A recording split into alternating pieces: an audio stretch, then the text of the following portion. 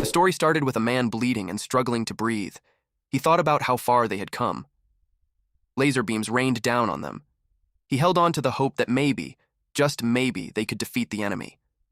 But in an instant, something stabbed him in the chest. He froze. It took him a moment to realize there was now a hole in his chest. He dropped to his knees. That's when it hit him. It was a freaking deadly blow. He collapsed face first on the ground. He then had a thought about how he'd end up dying without being able to do anything. His blurry eyes stared straight ahead.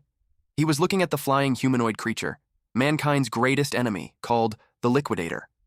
One day, this unknown being appeared and wiped out an entire continent. In this world, a special group was formed to defend humanity against these monsters. The first member was a man known for surviving a massive meteor strike without a single scratch, using nothing but a shield, mind you. Because of that, people called him the world's protecting shield, Brian Millier. There was also a great sage said to have power equal to an entire division. She is the great sage Bella Albright. In addition to that is an archer who took down a high-level dragon in a single shot. His name is Jacob Bloomfield, the divine archer. Then there's the strongest swordsman to ever come into existence, the sword saint, Amy White. And then there was them, a group called the support unit. Corpses were already scattered all over the area. The man on the brink of death, our MC, was the foot soldier Gray Lee, who thinks that they are just sacrificial pawns. He watched those elite group fights and thought of how they are on another level. He knew that the graduates of the World Union Academy were amazing, but he didn't expect that the gap between them would be that wide. Those elites unleashed attacks that hit the Liquidator. It made him feel bad. Because he questioned if it mattered if the support unit were there or not, Amy continued to engage in a battle with the Liquidator. She tried to stab him with really fast movements. Gray grits his teeth. Witnessing the wide gap, even if they had trained hard, was painful for him to the point that it made him cry. The Liquidator skillfully evades the blades, until one blade scratched him. He was impressed that Amy was able to injure him. So he became serious. He unleashed a fast strike, and that skillfully cut off the elite's body in half. They had fallen as their blood gushed out of their body. Gray's eyes widened in shock. Liquidator showed his true skill now that he's done playing around. Gray couldn't believe that he took them out in a single blow. He realized that he was just playing until then. It pained him to admit that there's no way that they could win.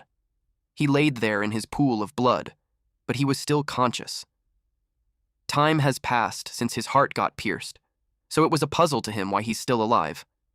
When his blood dripped, someone had spoken weakly, "I finally found you." The drop of blood turned into a small light, and eventually it became a message. Gray was called to come forth, for he wields great power. He woke up surprised. When he looked at his surroundings, it was a dark place with several stone structures, so he asked where he was. It made him think that it's the afterlife, though. It's quite barren. Aside from that, he also noticed someone was sitting on a throne. This person gives an impression of a god, with its black clothing, horns, and veil that covers its forehead, and a golden mark on its chest. It had a calm, stoic face. The mysterious creature spoke to him, saying that he had not perished, and informed him that his physical wounds have already been healed. Then Gray had something in mind. His injured body was shown on a screen. He asked him if he healed him. He replied that it wasn't him, but it was Gray's own power. That made Gray confused. The mysterious creature couldn't explain it to him because he was also unable to properly analyze Gray's power. But he guarantees him that his power is stronger than what the Liquidator possesses, but only if he can control it properly. Gray asked him if it meant that they could win the battle. He replied that he doesn't know and wouldn't have high hopes and yet, but he also believes they ought to get rid of the Liquidator. Which is why he stood up and pierced Gray's chest so he could go. Then a bright blue light appeared. A magic circle appeared on Gray's chest. The voice declared that he shall lend him his power. Eventually, Gray woke up on his bloodied corpse. He grabbed his sword. The tip of the sword was covered in dark energy. He was told that it is his own power. The mysterious creature told him that his power is not something that is visible in the naked eye. Gray understood. The Liquidator then noticed him. Without hesitation, Gray slashed the Liquidator. It saw his face. He couldn't believe that there was still a strong person remaining. His chest was scratched. Gray realized that his attack did some damage. He charged again. He was confident to say that his power was stronger than him, but Liquidator advised him not to underestimate him. The next thing Gray knew is that he was shocked. It took him time to process what just happened. His body was cut in half. Only his lower half remained, and blood gushed out from it like a fountain. Liquidator commended him for pushing him to use his all. Unexpectedly, a black mist covered the area, and a hooded man appeared. He had a mask on his face. His body was similar to a black flame. He raised his black, gigantic sword. The Liquidator was confused. He immediately created a barrier around him. The black flame was extinguished on the left side of his face, and from there, Gray can already be recognized. The Liquidator asked if he's truly human. Gray glared at him. Then he attacked him. His sword met the barrier. He tries to break through it. The Liquidator then noticed something. His barrier was shattered and the sword slashed him. He asked him again if he's truly human. Gray answered that he was wondering the same thing. Then he took a step. Gray acknowledged that Liquidator's strength isn't a joke. It didn't expect him to still be alive. It started breathing heavily. Liquidator approached him and whispered that he's going to crush him over and over until he's dead, but Gray attacked first. Liquidator was cut, and his yellow blood splattered. He called him a monster. But it wasn't about to be defeated there. Light surrounded its body as it built up more power. He joined his hands until a magic circle appeared. He stated that time's up. Our MC held onto his big-ass sword as he waited for the Liquidator's next move. Gray was surprised that it suddenly became night, but it didn't matter to him. He went behind him. He thought of slicing his neck, but his sword was blocked by his barrier. It surprised him. Liquidator told him that it's futile because within the plane of true dusk, nothing is capable of harming him. So he advised him to better stop his useless resistance and take a look at the stars. Gray's eyes widened. The star was reflected on his eyes. It got bigger and shone brightly in his eyes. Liquidator states that it's beautiful. It was like the sun, and suddenly it fell from the sky. The impact was destructive. The shooting star made a crater on the ground, and our MC could not be found. Liquidator expected that he won't be able to revive if he's completely pulverized to dust. But he was surprised when a portal started to form, and it became a large magic circle. Then someone spoke, acknowledging the great amount of power gathered. He expected that it was enough to take him back. The Liquidator recognized that it was Kronos. Kronos asked the one who wields great power if he could hear him. And since he used all of his power, he decided to send him back to the past. Liquidator cursed at Kronos. Kronos told Gray that it's all he can do for him. The magic clock started ticking. It counted backwards. When it reached 1, he told him that he entrusted the fate of the world to him. With that, Gray woke up from a nap while laying on the grass. He was confused about where he was. Our MC woke up in the middle of a field. The sky was bright and the grass was green. He then looked on his right and recognized that it was his hometown, Renato Village. He was puzzled because it shouldn't be there because it was destroyed 15 years ago. Then he recalled that he was advised to be sent back to the past. He couldn't fathom that it really happened. He propped himself on his hand, but he saw the wound. Around that time, he was being picked on by Belder and the others. This time, he told himself not to be beaten by guys like them, but he knew that those guys were strong and he just couldn't beat them. He sighed and stated that defeating Liquidator was just a dream. He decided to think about how to deal with them once he's a bit stronger because he didn't want to get hurt, but while walking in the forest. Unfortunately, he ran into them. The leader was the biggest bully of them all named Belder. The asshole was with 3 young men. He told Gray that he had been looking for him, and he had a lot of trouble finding him. Gray was cautious. Belder threw a sword in front of him and told him to pick it up. He looked clueless, which is why Belder called him out not to act dumb. He wanted to have a mock battle. Gray refused, saying that his injury hasn't healed yet. He thanked him for the invitation and told him that he can't partake until his injury heals. Belder replied that he has nothing to worry since the blade is blunt. Gray reasoned that no matter how blunt the blade is, it is still a lump of iron and it can still injure someone if hit in the wrong place. Belder yelled at him to shut his fucking mouth. He told him that he didn't have the right to say no, and if he doesn't like swords, he told him that he can just fight without a weapon. Belder immediately charged forward. Gray was caught off guard. He couldn't believe that he wanted to beat him, even when he was unarmed. Now it didn't seem like that intention was truly a mock battle. He remembered what the military doctor told him before he was sent back. The doctor said that the reason that his swordsmanship wasn't improving was because of an injury he had sustained as a child. And reflecting on it, he could tell that it is where his life as a loser began. He sidestepped to evade Belder's attack. Then it confused him. Belder clicked his tongue in annoyance, while Gray was wondering if Belder's strikes were always that slow. He ducked to avoid another attack. They engage into a dance-like motion, wherein Belder attacks and he evades it. He realized that it wasn't because Belder was slow. Belder got annoyed that he couldn't hit him. The sword was an inch away from Gray's face, but he moved swiftly to evade and closed the gap between them. He realized that the correct answer was he had gotten faster. The other three young men were surprised with his move. They stated that it seemed like he's a completely different person. He went to pick up the sword. He knew that he might not have the body that he used to have, but he has the memories of the battles that he fought. Belder leapt to slash him. Even if the attack was coming from behind, he skillfully deflected it by swinging the sword using his uninjured hand.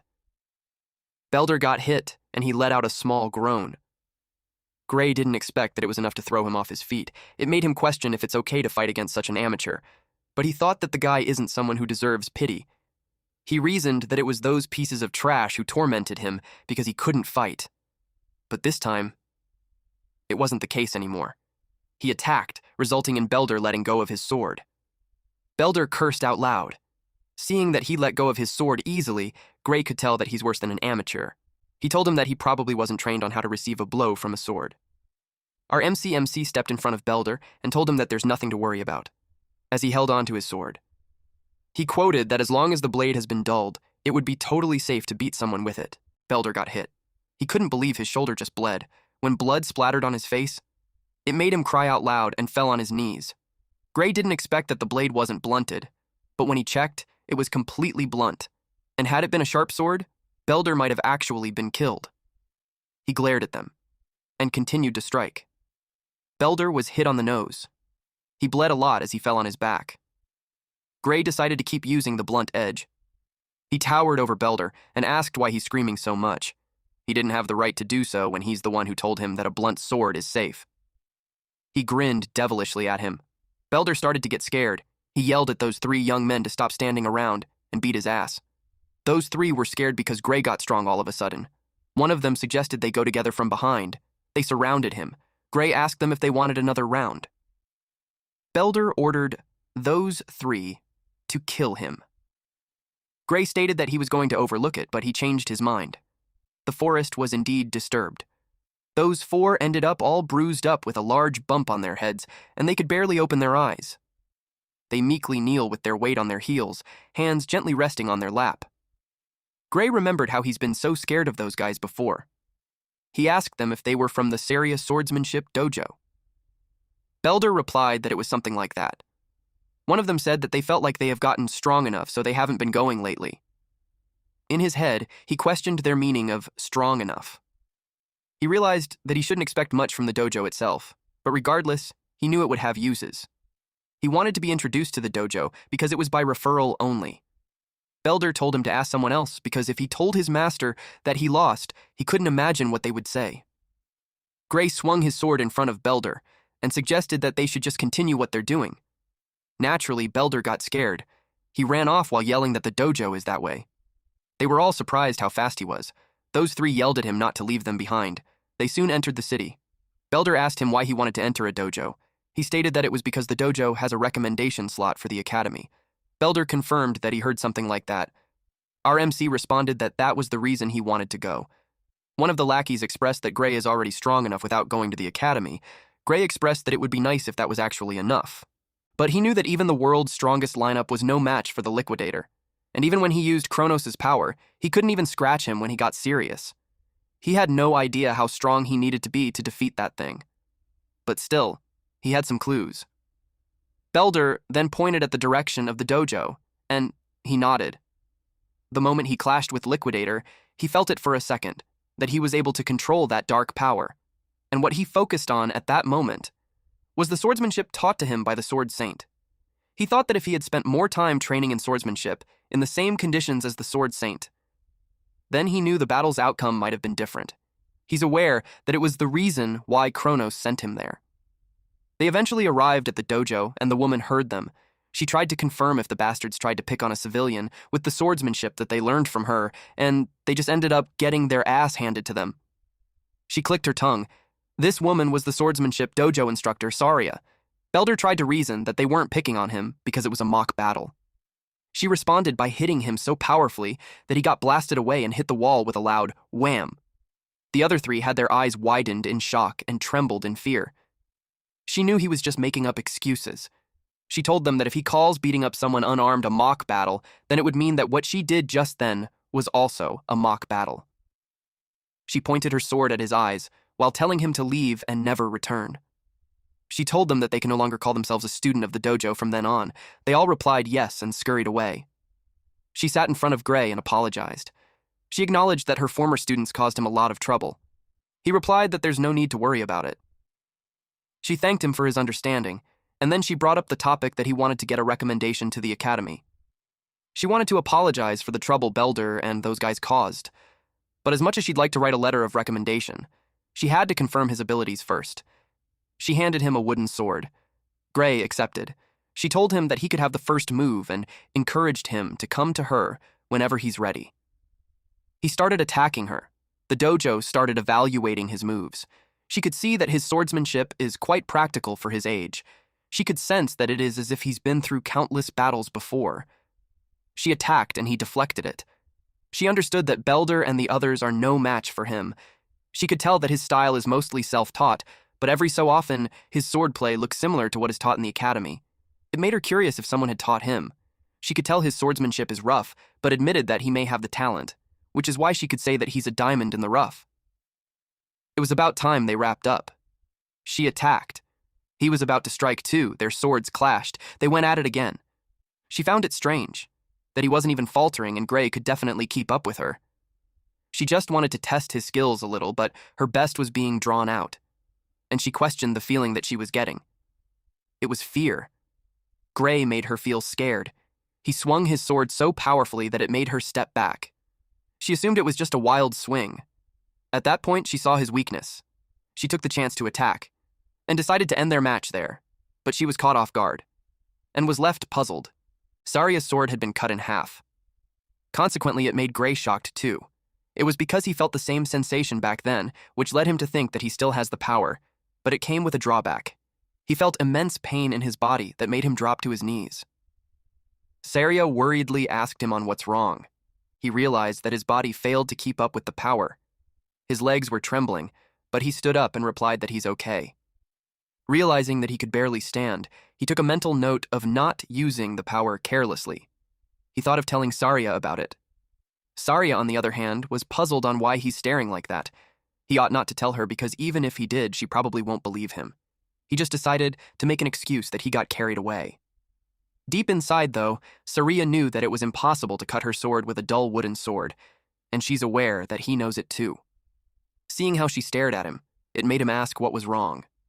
Saria understood that he didn't plan to talk about what just happened.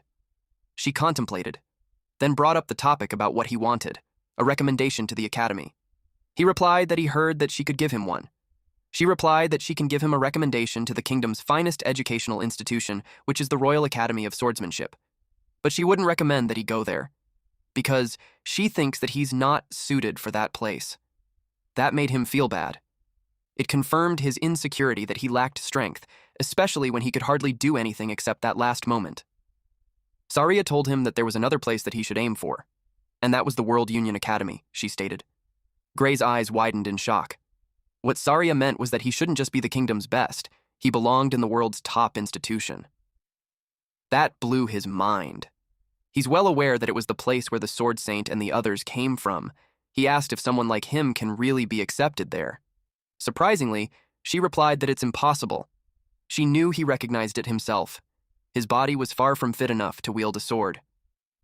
She's aware that if it's the Royal Academy, he might be able to fake it with his skills, but it won't pass in the World Union Academy. She questioned how he'd acquire such skill with his feeble body. He knew she's right, because he's well aware that everyone from that academy is a genuine monster. And with his body like that, he can't even compete. He looked sad about it. Saria saw his expression and asked why he's giving up. She pointed out that there are still 9 months until the entrance exam. He reasoned that it's only 9 months. She agreed that it might not be enough time, but she wanted him to trust her. She asked if he's ready to suffer over the next 9 months. He replied that he didn't want to suffer, but he decided to do it. He entrusted her to take care of him over the next 9 months. She liked our MC's answer. With that, her demeanor changes, which caught Gray off guard. With a devilish grin on her face, she told him that it will be the start of his hell. Days passed as he underwent rigorous training with her. He trained relentlessly. Gray ate both delicious and questionable meals. He sparred with her and continually honed his swordsmanship. Our MC was determined to make it to the entrance exam on time. 8 months later, changes were noticeable. Saria could see that he had grown muscular, and with that, she had nothing else to teach him. She encouraged him to go out there with confidence. He was puzzled because there's still a month until the exam. She explained that taking an exam in a place he's not used to isn't going to be easy, which is why it's best that he gets there early.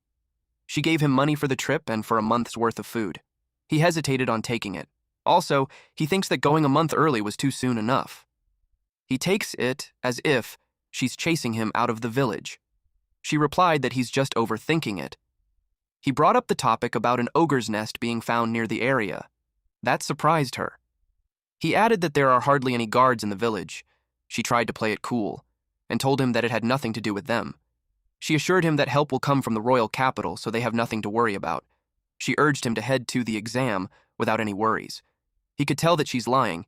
He knew that no help would ever come to the village, and right before the village is destroyed, his master would lose her life.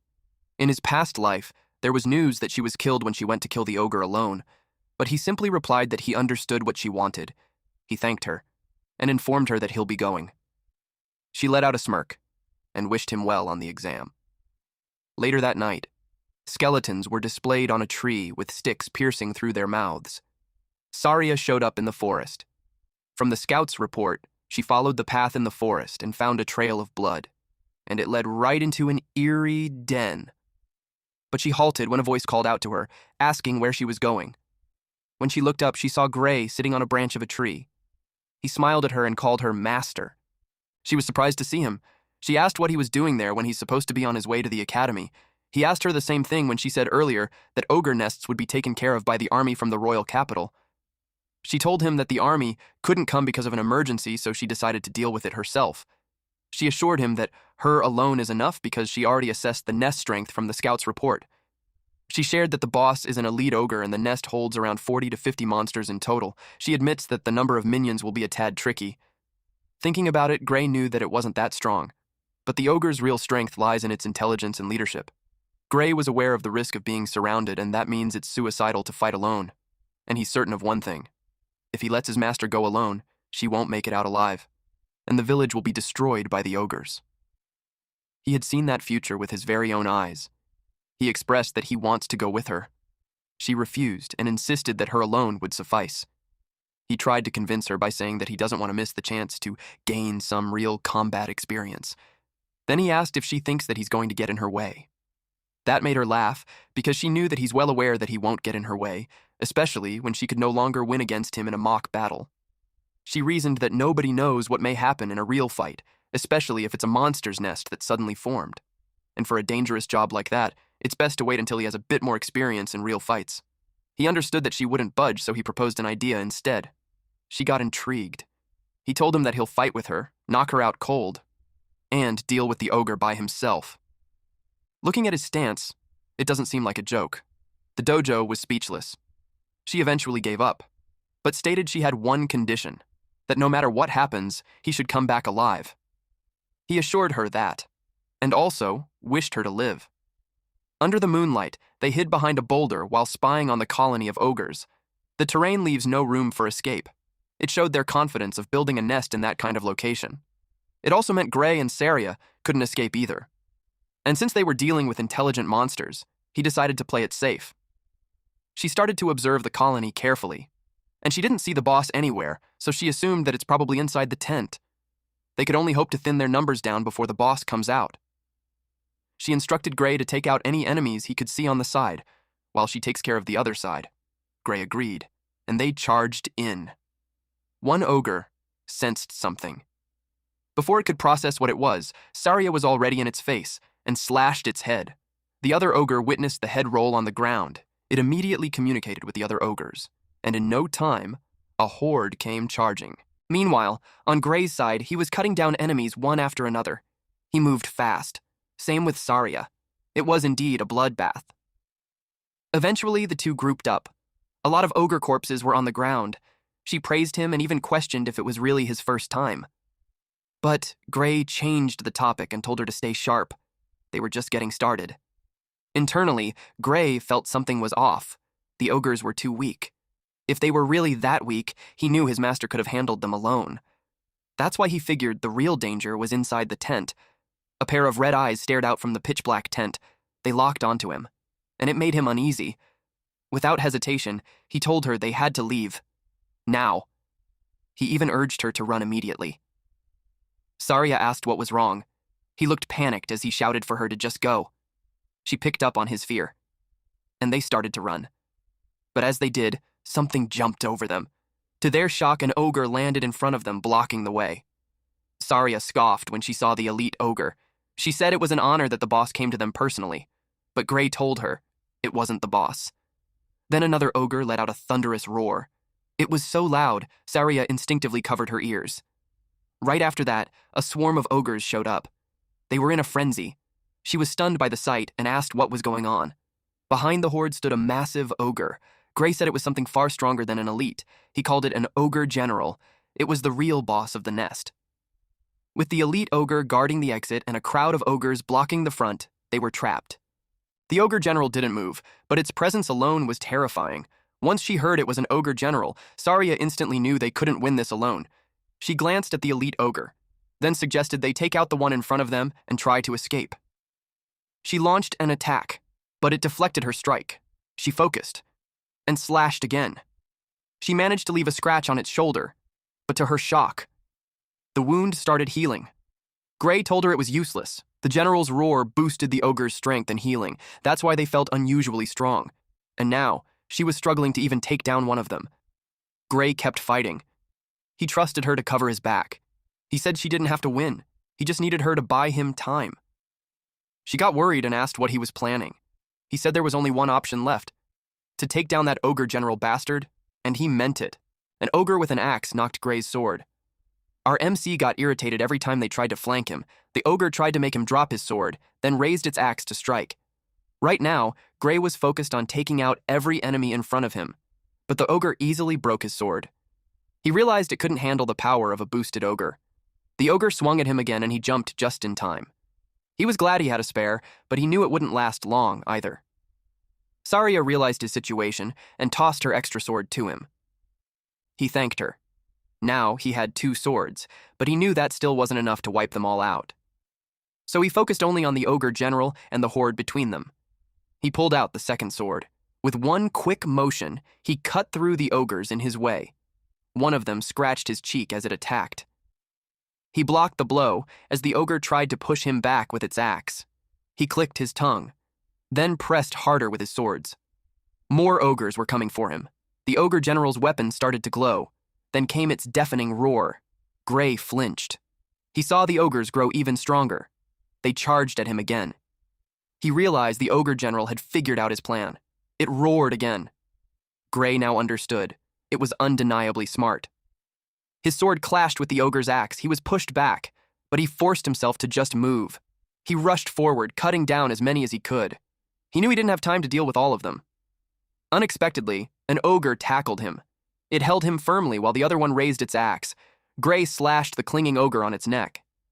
He realized that they were trying out to wear his swords out by throwing themselves at him. While dealing with that, a shadow loomed over him. It was because an ogre leapt and was ready to punch him.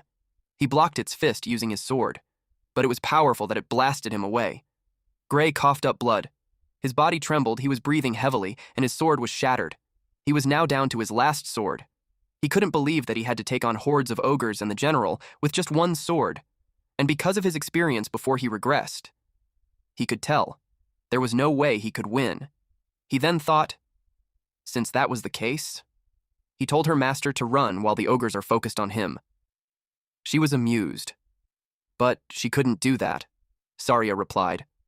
While defending attacks, he questioned her if she planned to die for nothing. He assured her that he will run after her. But she told him that it wasn't that. She had a grim expression on her face. until she had this resigned look when she admitted that she couldn't run anymore. Her leg was slashed and was bleeding heavily. Gray turned pale when he saw it. Now, he ran out of options. In his mind, he had gone back in time with one goal, to defeat the liquidators. He swung his sword, all while thinking his life might end right there. His last sword shattered, but he refused to give up.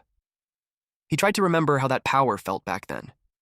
He thought about tapping into it again, with one ultimate goal, to defeat his enemies. While ogres readied themselves to attack him, he forced himself to remember. He tried to recall the feeling he had back then. Gray shut his eyes and closed them tight, and as the last piece of his sword flew right in front of him, he opened his eyes and they glowed red. He finally felt it. He swung his black shadow sword, delivering a fatal strike to several ogres. Mist covered part of his face and his blade. Saria was confused. Gray wore a grim look, but when he looked at her, he smiled and told her it was all right. With one swing, he severed several heads. The ogre general's sword began to glow again, but in a split second, it was cut down. Saria noticed it, but while she was distracted, an ogre tried to sneak up on her. She realized the attacks felt weak. She commented that they used to give her a hard time, but now she could slice through them with ease. She said that without the general's boost, they were nothing.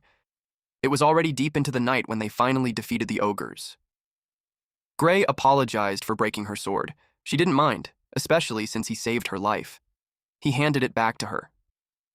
She was about to ask him about the strange power he used when Gray suddenly collapsed. He fell face down to the ground. Saria panicked and called out his name.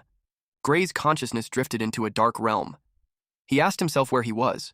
Everything was pitch black, except for a single door in front of him. He looked around, confused. Black flames then burned through the chains on the door. He recognized it. It was the same power he had tapped into. He wondered if opening that door would give him that power again. The thought made him uneasy. Still, he stepped toward it. But suddenly, he felt a terrifying presence behind him. It made him freeze and step back. His breathing grew fast and shaky. Deep down, he just knew. If he opened that door in his current state, he would definitely die. Then, out of nowhere, a voice said he made the right choice. And just like that, he jolted awake. He was gasping for air, drenched in sweat. Saria was startled. He was finally awake. He asked where he was. Saria told him he was in the village infirmary, and added that he had been unconscious for 5 days. She then admitted that she was scared he might never wake up. When he realized he'd been out for 5 days, he knew he had pushed his body too far. Saria said that pushing himself didn't quite describe what he did, but setting that aside, she checked if he was able to move.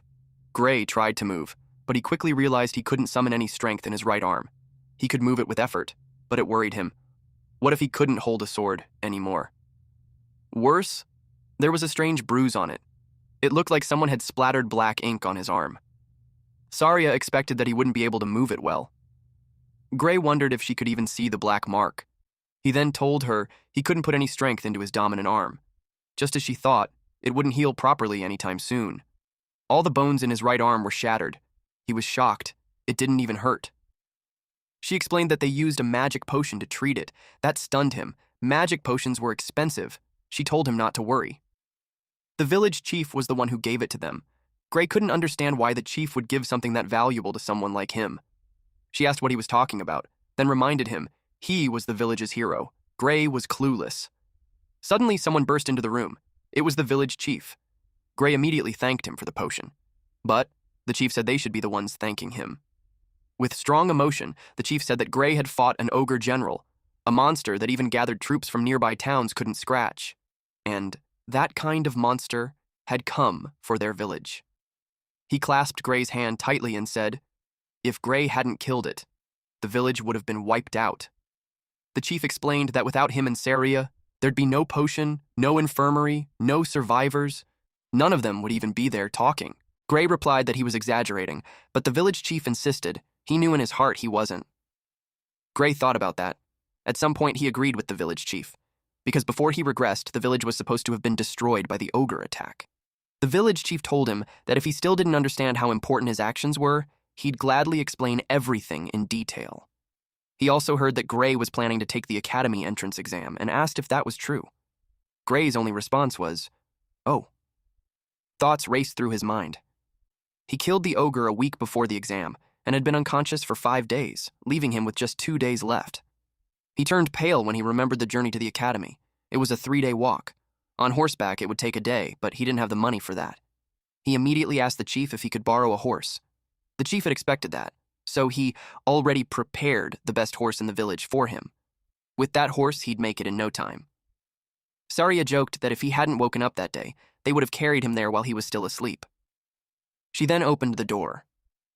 The sunlight made him squint. He saw the horse waiting, and a huge crowd around it, holding banners, thanking him and wishing him luck on the exam. Everyone wore bright smiles as they showed their thanks. Many people came to thank him personally. One man stepped forward and handed him a pouch. He asked what it was. The man said it was something the whole village pitched in for. They heard applying to the World Union Academy was expensive. Gray was deeply touched by the gesture. He smiled and thanked them. Then said it would be hard to return if he failed the exam. Saria told him not to worry. After all, he's the only one applying to the World Union Academy who's defeated an ogre general. But Gray was still worried about his right arm. She reminded him his left arm still worked fine. He nodded. Saria said that was more than enough, and he didn't need to use that power either. He argued that the exam might not be that easy. Passing it with just one arm didn't sound simple. Saria reassured him. She said he'd definitely stand out, and the examiners would recognize his strength. She was confident. With full belief, she told him, he will pass. He thanked her, and said that with her saying it like that, he had no choice but to pass. In his past life, the village had been destroyed. But now, it was still standing. Gray realized the world wasn't the same anymore, and that meant the future could change. All of it. Thanks to his power. And now, he was set to go. Eventually, he made it in time. He even thanked the horse for getting him there. He looked straight ahead and saw a city surrounded by a lake. He finally arrived at the World Union Academy. At the arena, the host announced that they would begin handing out exam tickets. Until the process was done, all examinees were to stay inside the central arena. There were a lot of people, but only 20 would pass. Someone mentioned that the number of successful candidates changes every year. Sometimes 50 make it, other times only 1. The host then called Professor Ariel to the front. She walked in and began distributing the exam tickets right away. She instructed the examinees to take the paper that would appear before them. She then snapped her fingers. A golden light filled the arena. A paper appeared in front of each examinee. Gray was examinee number 513 under the fencing course. He noticed everyone else had theirs too. She explained they would only see their number and course, and reassured them that this was how it's done every year. She gave a small grin. Then told them that the World Union Academy does not judge based on age, gender, nationality, or status. That even included their names. None of those things mattered to the academy, she added.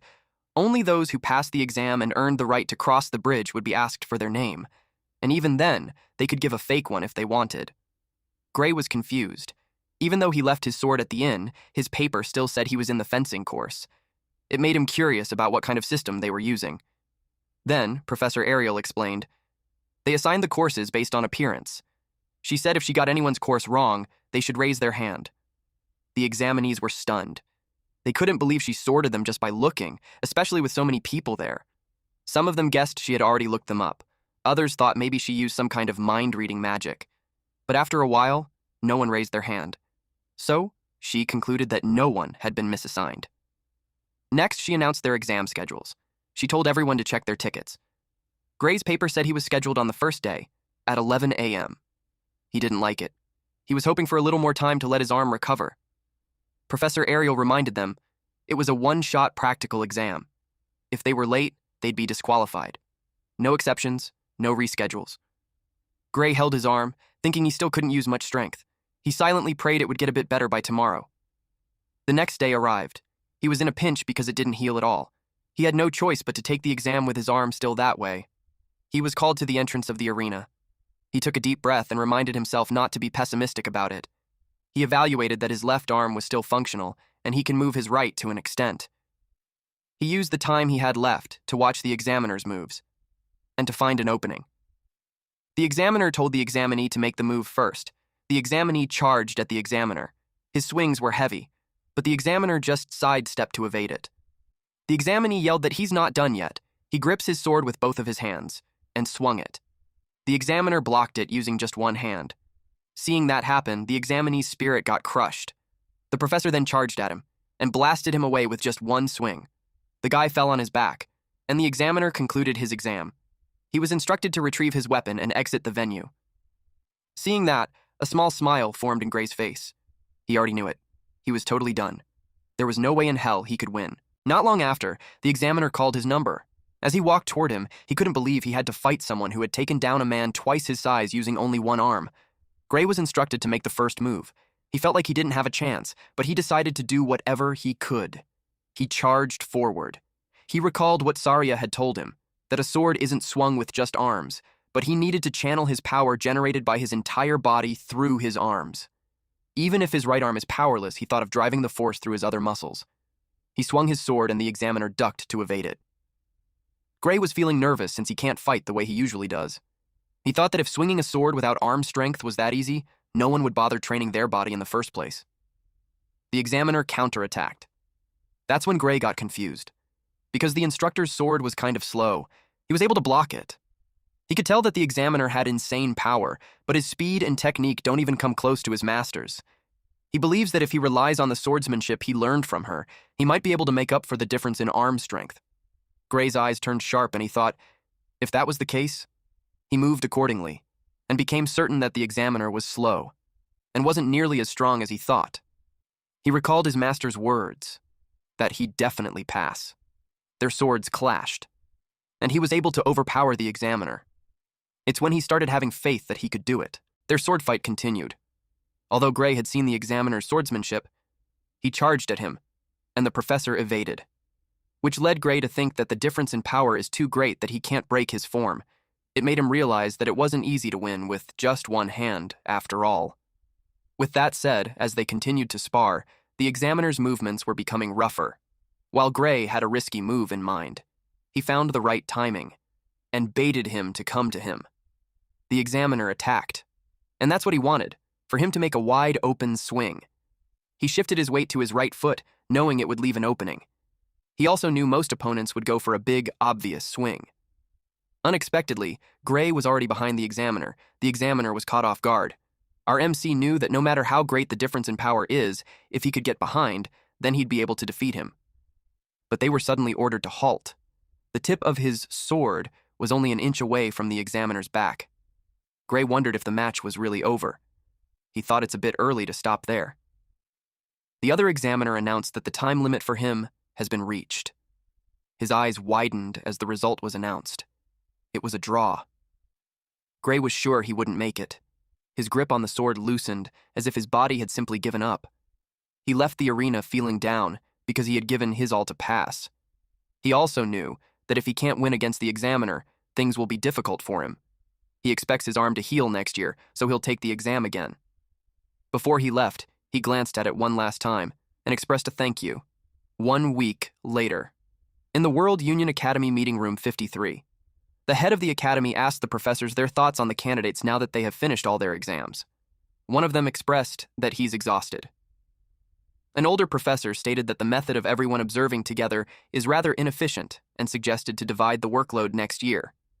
Another professor defended that they can't afford to overlook a talent simply for the sake of making things easier for themselves. The head sighed and pointed out that he asked to hear their thoughts on the examinees and not on the system. He started with the examinees from the swordsmanship course. He asked who passed. They watched the screens, and one of the professors stated that, as always, those who beat the examiners passed, and the rest will be based on the quality they showed and how they held out during the 15-minute time limit. He asked the other swordsmanship course instructors what they thought. One professor replied that other than those who beat the examiner, the candidates number 5,217, 753 stood out. The other person suggested that they keep it at that, since even if others joined, they wouldn't be able to keep up in class. The professor agreed and asked if anyone thinks otherwise. The meeting went on. Eventually, the head concluded that they had confirmed the successful candidates for the swordsmanship course, but then someone asked about candidate number 513. The head glanced at the speaker. It was Professor Ariel. She asked them what they think about candidate 513. They all watched the screen. One professor called 513 a little guy, When they watched it, it looked like he's going to win, but if he relied on setting up traps just to beat the examiner, things would be difficult for him. They observed that the technique was good, but his strength was lacking, and it felt like he was outmatched from the start. The brown-haired professor with a mustache expressed that he's not good. They all agreed. Professor Ariel was speechless. She couldn't believe that so many have watched and yet not a single one of them noticed. She thinks that if everyone's blind, then having everyone to observe together is a waste. The next day. Gray was holding his exam ticket. The results for the swordsmanship course will finally be announced. Only 6 people passed. Everyone waited nervously. The first to be called was candidate number 5. As their number was called, their exam ticket burned. Then came candidate 217. Next were numbers 432 and 615. Then 753 and 925. That was it. Gray looked crushed when his number wasn't called.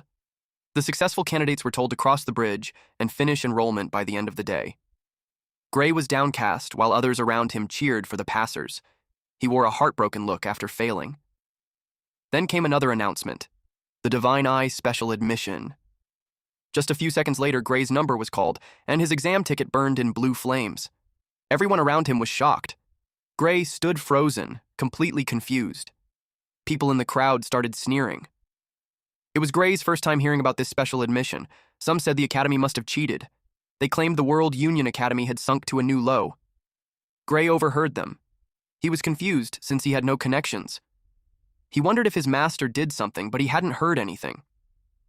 An old man scolded the crowd for talking like that about the Divine Eye admission. He said it was a prestigious category that produced heroes for centuries. The crowd didn't buy it. They said it was only respected long ago. They pointed out recent Divine Eye picks, Amy White, Bella Albright, Leek Muller, and Jacob Bloomfield, and called them failures. Even the current candidates had heard the stories, but Gray knew better. Those 3 were part of the main force that fought against the Liquidator. Now, his name stood beside theirs. An announcement was made in the academy that the entrance ceremony would begin in 30 minutes. Once the students finished changing, they were asked to gather in the plaza in front of the main office. Their uniform had a black path with the academy symbol engraved on it. Our MC looked dashing. Some students arrived early at the plaza, but they weren't sure if it was the right place since nothing was set up yet. A man came running toward them and apologized for the delay, saying there was a mix-up. He asked the students to step back a little so he could place the stairs in that spot. The students moved and asked if where they were standing was okay. The man said it was perfect. Then he knelt down. The students were confused. He touched the ground, and a large magic circle appeared. The ground started to shift. The students' jaws dropped. They were shocked to see a full structure rise right in front of them. The man apologized again for the delay and told them they could sit wherever they liked. The students were clearly amazed. They realized it was teleportation magic, but couldn't believe something that big could be teleported. Gray sat down, thinking the school probably wanted the ceremony to be held in a place where the building could be seen. To him, it felt like an extravagant use of teleportation magic. He definitely looked excited after realizing how powerful the World Union Academy was. The students noticed there were too many seats. Only 30 students were accepted, so it seemed unnecessary to have that many. The girl she was talking to was surprised she didn't know why. She apologized, explaining that, aside from sword training, she hadn't studied much else. The girl offered to explain. She said that, as the name suggests, the academy gathers top students from around the world. Then she pointed at something in the sky. The other girl was shocked to see aircraft and dragons flying above. She asked what those were. Gray was surprised to see the magic airship, Strato Queen. He had boarded it once before when he joined the Liquidator Subjugation Squad. It was said to be one of the biggest airships in the world. He couldn't believe they used it just for an entrance ceremony. The World Union Academy definitely exceeded all of Gray's expectations. The airship landed, and the students got off. Now, everyone was present. The entrance ceremony could begin. Eventually, the headmaster's speech had ended. Gray looked bored. In his mind, the entrance ceremony isn't different from a normal one. The next part of the program is the greetings from the top students of each course. Leonhardt, the top student of the swordsmanship course, was called in front. While he got up from his seat and made his way on the stage, the students gossiped about him. They heard that he defeated the examiner in an instant during the entrance exam. Some even said that he's as good as any of the professors when it comes to swordsmanship. This student is Leonhard Apius. Gray watched him. Before he reaches the mic, he confirms with the heads if he's allowed to speak freely. They replied yes, and he thanked them. Then he stated that he had one complaint that he'd like to make to the academy. Before he continued on that, he greeted his fellow students and all of those who were admitted in the academy through a proper way. He stated that it's an honor to be admitted to the academy with the rest of them. He told them that they should graduate as individuals capable of making meaningful contributions to the world, so he encouraged them to work together. He added that he was looking forward to the days when they can aim high together as students of the prestigious World Union Academy, but he expressed that there's among them those who don't deserve to be there. He asked Professor Ariel if he's correct. It caught her off guard. She stated that all the students there passed the rigorous exams, and though they may not be as strong as him, she doesn't think that it's a wise idea to exclude them. Then she asked him why he's asking her that. Leonhardt glared at her while saying that he's not talking about those who have been admitted by passing the exams properly. He stated that what he meant was the students she backdoored into the Divine Eye special admission. Then he dared the student who was specially admitted to show himself and ordered him to return his uniform and leave the academy. Tension filled the air. Gray couldn't understand why he's so hostile. Then he recalled that Leonhardt was sitting right next to him. He was relieved that he didn't know his face. He was thinking that he won't get caught up in it if he doesn't step forward. Professor Ariel acknowledged that the students for that year are quite lively. Leonhardt felt like no one was taking him seriously. He called her out and told her to stop letting students in through the back door. She didn't say much at first. Then, in the blink of an eye, she leaned in and whispered in his ear, asking if he really thought he was stronger than that kid. Her move was unexpected, that it shocked the whole arena. Leonhardt was caught off guard. He gritted his teeth. He said yes, then asked if she was trying to prove him wrong. Professor Ariel liked his confidence and suggested a bet. That caught his interest. She bet both her job and the kid's admission. Gray was confused by everything happening. Leonhardt turned to Professor Ariel and asked if she was trying to make him fight the special admission kid. Professor Ariel calmly replied that she'd never do something so boring. She added that if Gray went all out, Leonhardt would be dead. As a responsible teacher, she said she'd never put their lives in danger. Leonhardt's veins popped in anger. He felt insulted, but she simply said she was stating facts. Instead, she suggested a safer option, a bet involving monsters. She said Leonhardt was better at fighting monsters than people anyway. He glared at her but admitted that she knew him well. He asked what the actual bet was.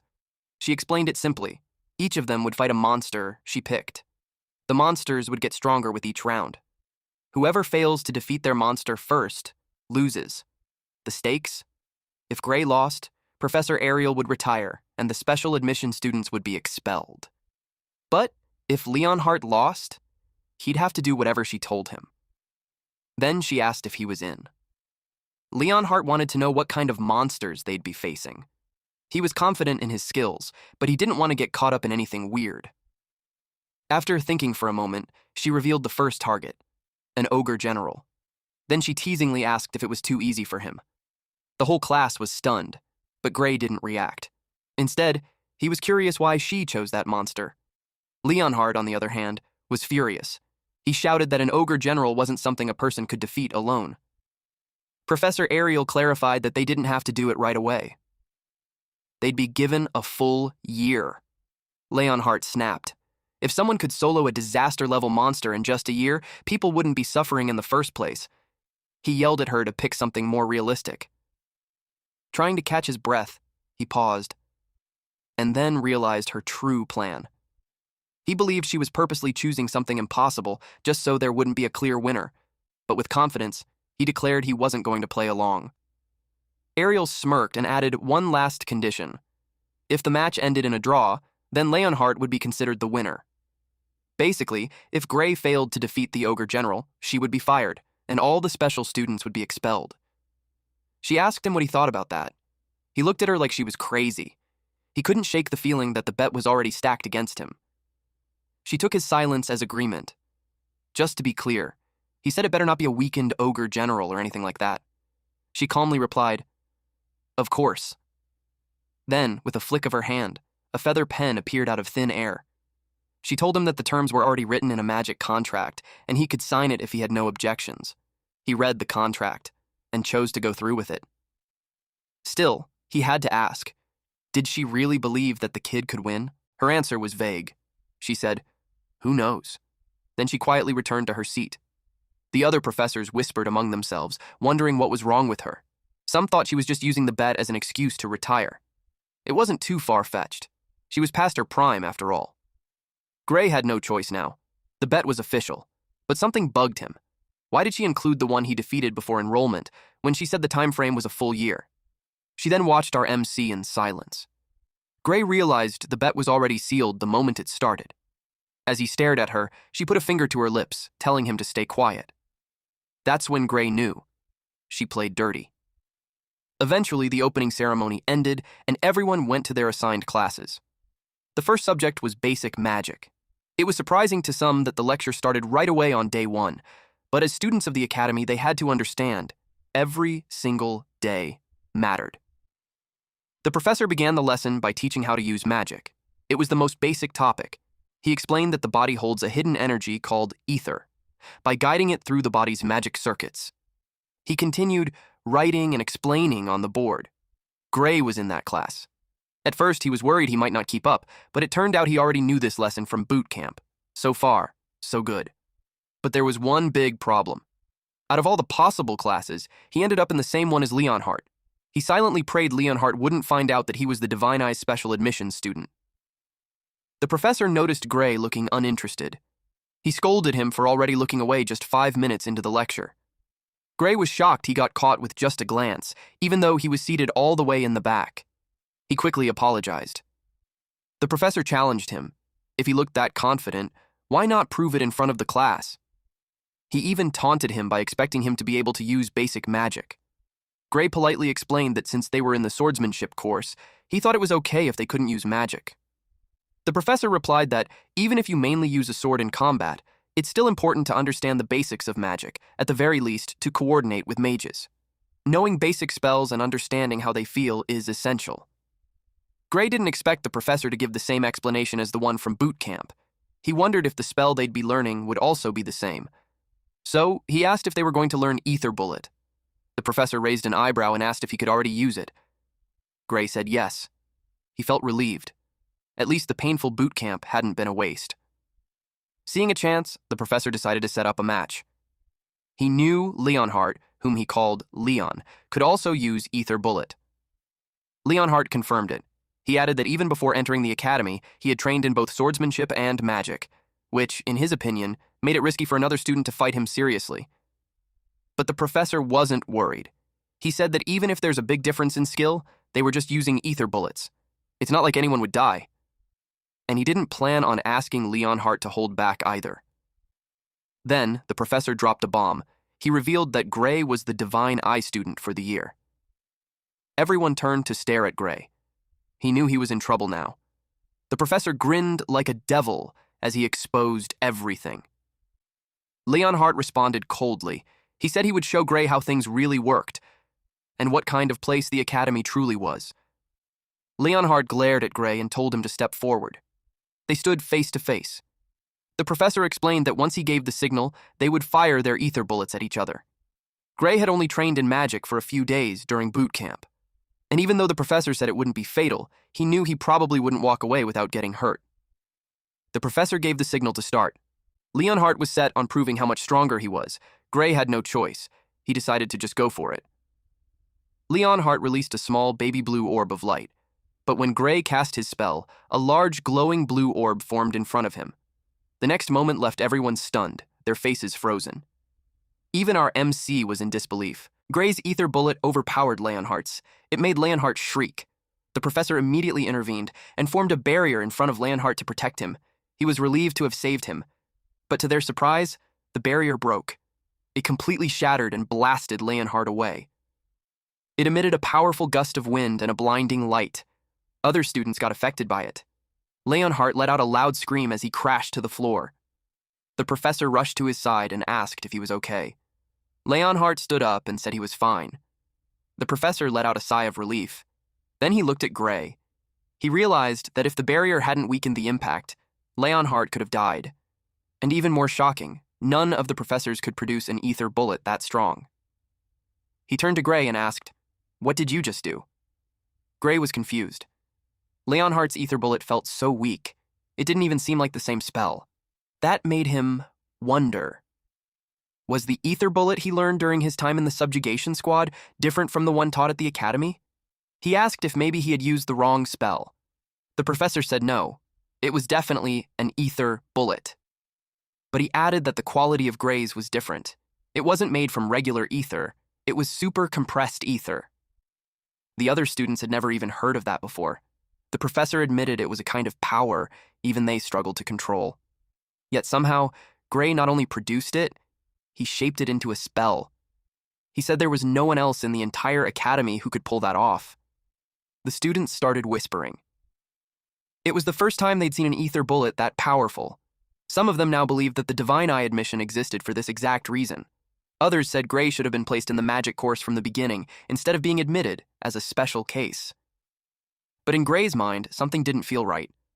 All the spells he learned at the subjugation squad boot camp were like that. And even among his group, he wasn't considered particularly talented. He asked the professor if he was just joking, because with enough practice, anyone should be able to do something like that. The professor burst out laughing. Gray was confused, especially when the professor laughed even louder. Then, out of nowhere, the professor grabbed him by the shoulders, stepped into his personal space, and told him to transfer to the magic course. He even offered to personally vouch for him. According to him, Gray was more gifted in magic than in swordsmanship. Gray politely declined, saying he had always been told he wasn't good at magic. The professor looked at him like that was the funniest joke ever. He couldn't believe Gray. Someone who understood the ether compression technique well enough to create super compressed ether thought he lacked talent. He called Gray a once-in-a-generation genius, someone even the academy would call a prodigy. He added that whoever told him he had no magical talent clearly didn't know what they were talking about. Then he asked again, was Gray really sure he didn't want to switch to the magic course? The professor was known for rarely handing out compliments, so the students were stunned. They couldn't believe he was praising someone this much. He kept pressuring Gray, saying that if someone like him didn't study magic, it would be a loss for the world, and even called it a crime against magic itself. Gray let out a nervous laugh. Then, something clicked. He suddenly remembered where he had actually heard about the ether compression technique before. In his previous life back at boot camp, someone once explained that in the old days, people didn't even know that OUD, also called life force, existed. Because of that, casting proper magic was incredibly hard. They had to keep compressing ether inside their bodies and hope that a bit of it would mix with odd by chance, just to create a usable spell. A woman with baby blue hair and golden eyes had called that process laughable. Now, in the present, Gray asked the professor if he had ever heard of odd. The professor looked confused. That reaction confirmed it. This world still didn't know about its existence. Gray realized something big. What he had learned in the subjugation squad was knowledge from the future, and he knew he had to be careful about who he told. The professor brought the topic back and asked again if he was willing to transfer to the magic course. Gray gave a proper bow and apologized. He explained that he loved swords. As grateful as he was for the offer, he had to decline. The professor accepted his decision, but he told Gray that if he ever changed his mind, he was welcome to come to him, any time. Gray thanked him sincerely. Then the professor told him to go back to his seat. He also added that from now on, he wouldn't scold Gray for looking bored in class or even for leaving early, because he knew this lecture was far too basic for someone like Gray. The other students were impressed. They couldn't believe that Professor Carlos thought so highly of Gray. Meanwhile, Leonhardt watched him closely. He clutched his chest. His cheeks turned slightly pink as he looked at Gray with admiration. He even called him Lord Gray. Gray felt a chill run down his spine. It was honestly a little creepy. Later that day, Gray received a letter from Professor Ariel asking him to come to her office after class. The sudden summons caught him off guard. He wondered if it had something to do with Professor Carlos. He guessed she might also be planning to recommend he switch to the magic course. When he reached her office, he stood in front of the door. Before he could knock, Professor Ariel called out from inside, saying it wasn't locked. He walked in. But then, he was suddenly attacked. He quickly drew his sword and blocked the attack with ease. The girl who struck at him was stunned. Gray realized he reacted purely on instinct, but he still wanted to know, why did she attack him? Then he got a good look at her face, and was shocked. She looked familiar, like someone he had seen before. Someone from across the table said that he did great. It was Professor Ariel, and Gray had just proven that her eyes were right. The man on the side asked if Bella wasn't holding back. He had to confirm if she had received an instruction from Ariel to go easy. Her movements were flawless, but to have her sword be knocked out of her hand so easily was unnatural. Hearing her name, Gray had confirmed that she really was Bella Albright. She was the Grand Sorceress. Ariel couldn't believe that those two men were seriously saying those things. She suggested that if they couldn't tell if Bella was holding back or not, they should quit as a professor. The professor replied that they were just joking. Since he lost, he gave her the coins. Gray had to ask what they were doing. Ariel replied that they were betting on whether he can fend off Bella's surprise attack or not. And thanks to him, she made a good amount of money. Then she threw him his share. His jaw dropped upon seeing the gold coin. It was worth a fortune. And the other professor started saying that it was just as she said. They noticed that from that exchange earlier, Gray deliberately didn't use his dormant arm. Almost as if he was trying to protect his immobile arm. One professor speculated if it was from an injury. The other thinks that rather than an apparent physical injury to the muscles, it was more like a deeper kind of wound. The professor agreed that a simple injury wouldn't cause that. Gray couldn't believe that they could tell it just from looking. The professors replied that if they couldn't tell that much, they wouldn't be professors in the academy. Though, Professor Ariel was already aware about it during the exam. Professor Ariel told them to leave now that they understand. She told them that he's her student and she won't give him up. The professors admit that Gray has potential. But, if the wound doesn't heal, it still means that he failed to meet the academy's admission standards. Before they left, they told him to keep that in mind. And they were gone. Now that the nuisances were out of the way, Professor Ariel brought up the topic about magic. They had a conversation over tea. She heard that he used a super compressed ether in Professor Carlos's class. He didn't expect that she already knew. She replied that he came to her office and asked her to hand Gray over to the magic course. Obviously, she declined, because to her, he's more suited to wield the sword than magic. Our MC didn't expect to hear that from her. She added that he doesn't look like he's good at magic compression, and he didn't show signs of having practiced it. He was overwhelmed that she simply knew by looking. Because of that, he decided not to lie. And it was just as she said. She asked what kind of trick he used. She promised not to divulge it to anyone, and will give him a reward. She really needs to know for Bella's sake. He was almost called the sorceress. Professor Ariel explained that Bella was a genius when it comes to magic theory. She's far from the best at wielding it. For some reason, she just can't use the ether compression technique well. That's why she can't create super compressed ether. Gray did hear before that Bella was a late bloomer. Then Professor Ariel continued to say that from what she heard from Professor Carlo, when Gray used super compressed ether, he didn't look like he compressed ether at all. So if there's a way to use super compressed ether without actually compressing ether, then Bella won't have to be sent to Professor Varian. Gray recognized that name. He asked if she meant Professor Varian Bradley. She realized that he knew him. Well, it's impossible not to know him because he's extremely infamous. After all, he has conducted countless experiments on humans, murdering many in the process. On top of that, he has caused magic disasters that resulted in the death of tens of thousands of people. He is history's worst magic criminal. Gray was surprised that he still hadn't been caught in that period. Professor Ariel shared that if Bella can't create super compressed ether by the end of the year, she'll be sent to him and will undergo surgery. He was surprised to hear that because it was such a bad idea. Professor Ariel agreed. Though the surgery was under the pretense of enhancing her magic abilities, it's actually human experimentation. It hasn't been made public, but rumor has it that because of him, some people have died, while others were left broken. Bella spoke that it was dangerous and scary, but she will be expelled by the end of the year if she can't use super compressed ether. Professor Ariel expressed that she honestly wished she'd quit the academy than have that man mess with her body. The magic that Gray knew was a knowledge that did not yet exist at that time. If he tells them, he might end up changing the course of history. He saw Bella trembling, and it made him recall his past encounter with the Liquidator and how helpless he felt. He realized that there's not a reason to share when that hellhole people call the future is much better off changed. He replied that he understood, and promised to teach her on how to use super compressed ether at dusk in the arena. He wrote some notes on the board. It was everything he knew about magic, and he reminded them of their promise of not telling anyone what he just shared. Professor Ariel assured him of that. They even signed a magic contract, and if they broke it, they'll die. He asked them what they thought of what he just shared. Professor Ariel admitted that just learning about OD blew her mind, but the knowledge of magic he revealed was beyond that. Bella replied that it was brief yet well organized. To her, it felt like she was listening to a magic class from hundreds of years into the future. and just hearing his explanation has definitely advanced the history of magic by 100 years. In his head, he answered that it was from her lecture 10 years from then, but he understood that it sounded like it was advanced by 100 years to a person in that era.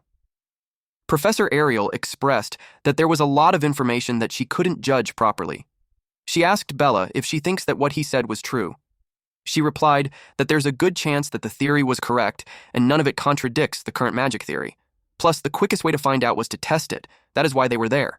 If everything Gray said was true, the spell should work. She gave them the copy.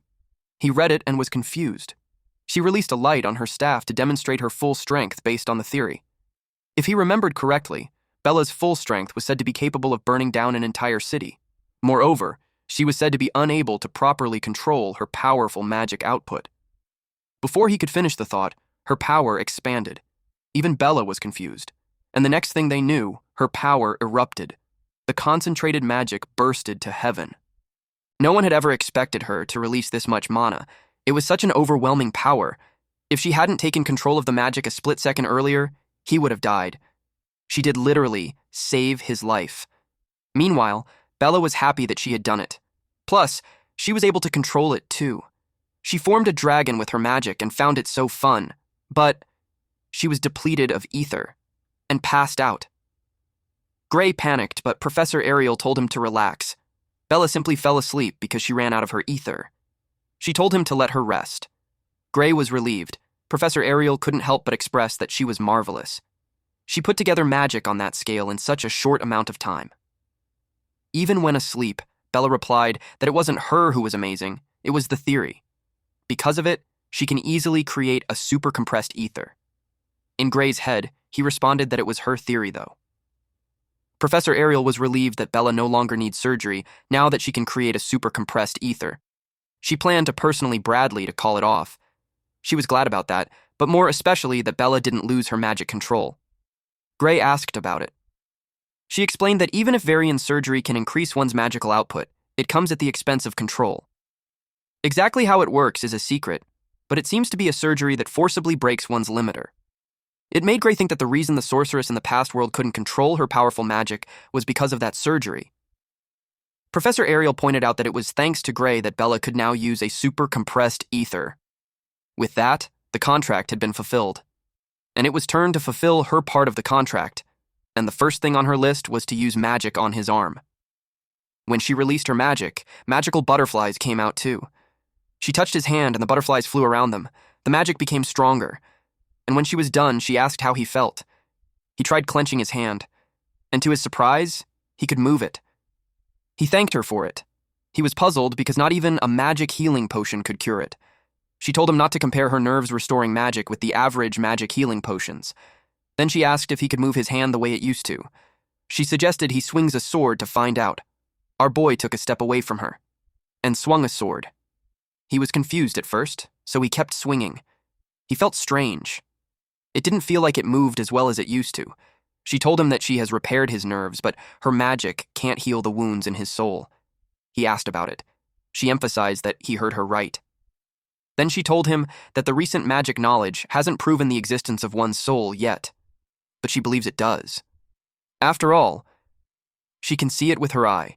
She can see that his soul was slowly healing. It will heal naturally as long as he doesn't overexert himself. He thought about it and asked if he should refrain from practicing his swords. She told him that it's fine to exercise as he normally would. She was actually curious what kind of swordsmanship could harm one's soul like that. He didn't know what to say.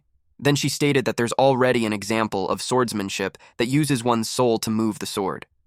She's talking about Amy White. She knew he already knew her. Gray was confused why she's mentioning the Sword Saint then. And during that era, they haven't even met. Because of his silence, Professor Ariel asked if she was wrong. She told him that the way he wields his sword gives her the impression that he learned it from Amy. And when she thought about it again, she noticed the slight difference. It made her think that the person he learned swordsmanship from must have been more skilled than Amy. She told him to give it a few more years, and Amy would just be as skilled as his master.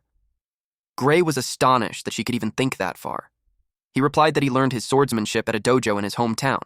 At this point, he had to change the topic because if he let this conversation continue, he might end up spilling everything. So he asked if it was possible for one's soul to be damaged because of swordsmanship. She replied no. At the very least, not with any swordsmanship. Simply put, there was no way that something ordinary could defeat an ogre general with just one slash. Not to mention cutting down the surrounding ogres and trees, too. Gray realized that she already knew. Of course she would.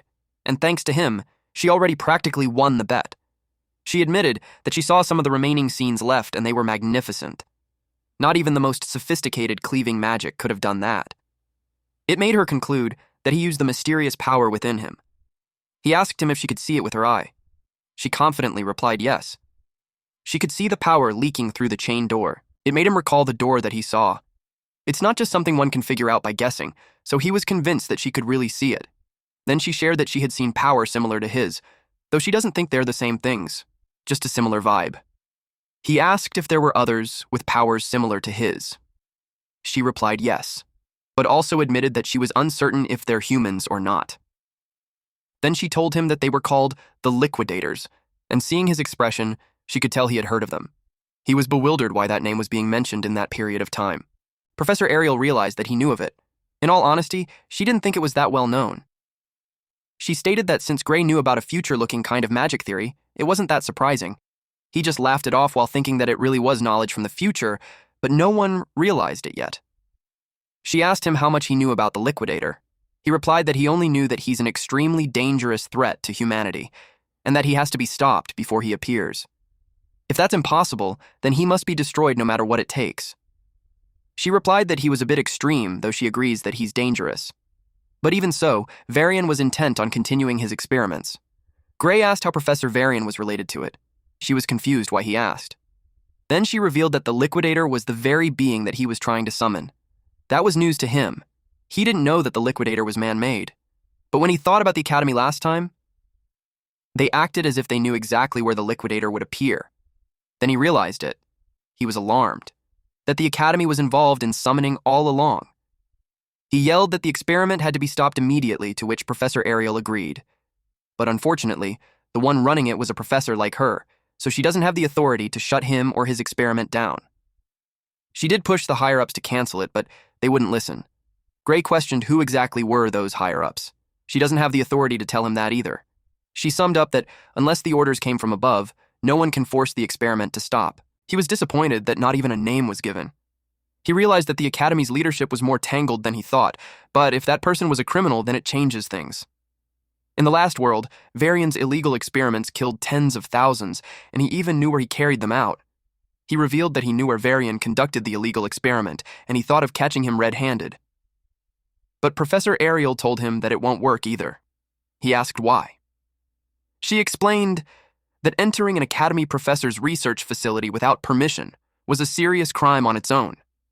And if they can't produce hard evidence, they would be the ones getting locked up. It made her ask if he has proof of his crimes. He became silent. She continued to say that if not, then they had to put off the conversation for the time being. He realized that she knew it was dangerous and her hands were tied. He simply replied that he understood her. Then she changed the subject into talking about his power. She asked if he wanted to learn how to control it. It caught his attention. He asked if she could really do that. She replied that there's a professor in the Academy who's very good at dealing with unknown forces. The name was Heathcote Longfellow. He knew it was the very same person who trained the Sword Saint herself. She expected it to catch his interest, so she planned to arrange for him to start private training with him tomorrow. He was very happy with that. The very reason he came to the Academy was to master the power. He didn't expect to find a lead that fast. The next day, Heathcote Longfellow attacked him. He couldn't believe that he had been receiving private lessons from Heathcote Longfellow himself, but he's confused why they're just running like that. They were in the middle of the forest. Even if Heathcote was ahead of him, he could tell Gray's mind was wandering. He yelled at him that if he had room for stray thoughts, then he should just pick up the pace. He instructed him to run until his body was at its absolute limit. He yelled for him to listen, well then he lectured him that only once he burned away every drop of his physical strength will his soul's power awaken. And as long as he got even a scrap of stamina left, they won't touch swords. He replied, "Yes, sir." He had faith that since it was Heathcote's training, it must mean something. But he also didn't like that while he's out there running laps, Varian's carrying out his experiments to summon the Arbiter. They continued running. while he questions himself if he should really be doing that at that moment. Later that day, he reported to Professor Ariel. She was aware that it had been a week of training already. She asked how it was. He replied that it was mostly running and a bit of sword drills at the very end. He admits that he felt stronger, though. She laughed as she commented that it sounds exactly like him. While they were conversing, someone knocked on the door. Then that person handed Professor Ariel a letter. She read the letter, and afterwards she made a terrifying expression. He asked her what was wrong. She gave him the letter. And when he read it, he also had the same displeased expression. The letter to Professor Ariel was about Bella, who had succeeded in super-compressed ether, and it appeared that she had gained a power closely resembling it. However, upon examination, it was clear that she had not actually compressed it. Therefore, her new ability cannot be recognized as super-compressed ether. So their contract remains valid, and the surgery would be processed as scheduled. It was from Varian Bradley. Gray was furious. He yelled, "This is insanity." Professor Ariel could tell Varian was determined to force her into surgery, even if she doesn't need it anymore. He asked if Bella couldn't refuse. She replied that, unfortunately, the contract was airtight. Unless Varian himself voids it, Bella's only choices were expulsion or the operation. Gray couldn't accept that. She expressed that she needed his help. She wanted to know where Varian's lab was, because if they exposed him as a criminal, the contract would be null and void. He was caught off guard, but in a few seconds, he smiled. Then he reminded her what she said. It was dangerous without proof. She replied that they'll find evidence. She placed her faith on him. Thinking about it, she admits that she could have done that already from the start because her eyes had told her that he was telling the truth the entire time. It just took her long to admit that. She demanded him to show her the way, and together, they would bring Varian's crimes to light. Gray informed Professor Ariel that Varian's laboratory was located in the mountains near the village of Torowell. She remembered him having an academy-authorized laboratory there. He couldn't believe that he's doing illegal experiments in an authorized lab. She told him that there's no better place to conduct illegal experiments except there. No one would bat an eyelid even if he stays there for long. On top of that, no professor of the academy would interfere with another's lab. But as long as they get the evidence of his crimes, they won't be charged with breaking into his lab. Suddenly, Bella knocked on the door. Professor Ariel invited her to come in. Bella reported to her that she received the letter. Professor Ariel took it off of her hands and told her not to worry because she'll take care of it. Bella was about to ask what she meant. She asked if the professor was planning to fight Varian for her sake. She also asked if she would do it all by herself. Professor Ariel was amused. Then she replied that she alone was enough. Bella turned to Gray. Gray told the professor to wait because he's also coming. Bella wanted to come too, especially that it was her problem. She told them to hold their horses because they would be going against an academy professor. Not only that, but he's also a lunatic who has repeatedly conducted dangerous human experiments. If he catches one of them, there's no telling what he'll do. She couldn't let the two of them go to such a place. Gray pointed out that all the more reason why going alone was dangerous. If he used the same power he used to take down the ogre general, he should be able to be of some help to her. He added that if Professor Ariel disappears, he, as a Divine Eye admission student, would get expelled. Hearing that made her flinch. He requested to let them decide their own fate. The professor watched them, then sighed. She could tell that they would still come even if she stops them. She agreed to let them come in one condition, that no matter what happens, they would prioritize their own safety first. She asked them if they understood. They replied, yes. Later that night in the mountains, there was a hidden laboratory, and Professor Ariel, Bella, and Gray stood hidden in front of it. Bella couldn't believe that Varian was really doing illegal experiments there. Professor Ariel confirmed that, and their plan was to look for evidence. Gray also verified that it was the place. Since they said that, Bella trusted them. But she was hesitant if they could really gather evidence without any trouble. Professor Ariel expects Varian to be at the Magic Society's conference, so he's not there. There was a good chance that the entrance was rigged with traps, so they had to bust in through the sidewall. Bella wondered if that's really okay. Professor Ariel replied that breaking into an academy's authorized lab was already a crime anyway, so it was all good. She told them to feel free to go back if they changed their minds, but she was determined to go. Before that, though, she asked Professor Ariel if she's sure because she's doing all that for someone like her. Gray told her that she was wrong, because stopping the experiment was for the world's sake. If they don't, countless people would die. More so, the world would be sacrificed. Bella asked him what he meant. Professor Ariel expressed that what Gray said might be an exaggeration, but she agreed that he must be stopped. She told Bella not to worry too much. She clarified that they weren't putting their lives on hold because of her. Then they moved out. Our waifu professor immediately summoned lots of magic circles. She attacked the laboratory and made the wall collapse. It was such a huge explosion. Gray couldn't help but think it was over the top. Now that there's a hole on the wall, they stepped in. Gray's eyes widened in what he saw. It was such a dark alleyway with cells on the side, and there were people who were skin and bones chained on the wall. Some bled from the lost limbs or punctured body. Just by seeing that, Professor Ariel could already tell that there was no need for them to make an effort in looking for evidence. There were so many of those people. Just a glance was enough for Professor Ariel to see 14 forbidden spells which were criminal offenses in and of themselves. There wasn't even a need to mention the unauthorized human experimentations, an equally serious offense. While they were roaming, something caught their attention. It was some sort of an altar. Bella asked what they should do. Their plan was to leave with evidence, but it made her ask if they should rescue the trapped people too. Gray replied that they shouldn't stay there for long because Varian might return. To his surprise, someone spoke behind him and asked if he called for him. Professor Ariel asked what happened to his conference. It was Varian. They were all surprised that he's there. He replied that he arranged for a double to go there in his stead because he had an important experiment to do there. Professor Ariel asked about that important experiment. He replied that he got some fresh materials, and he wanted to use them while they're fresh.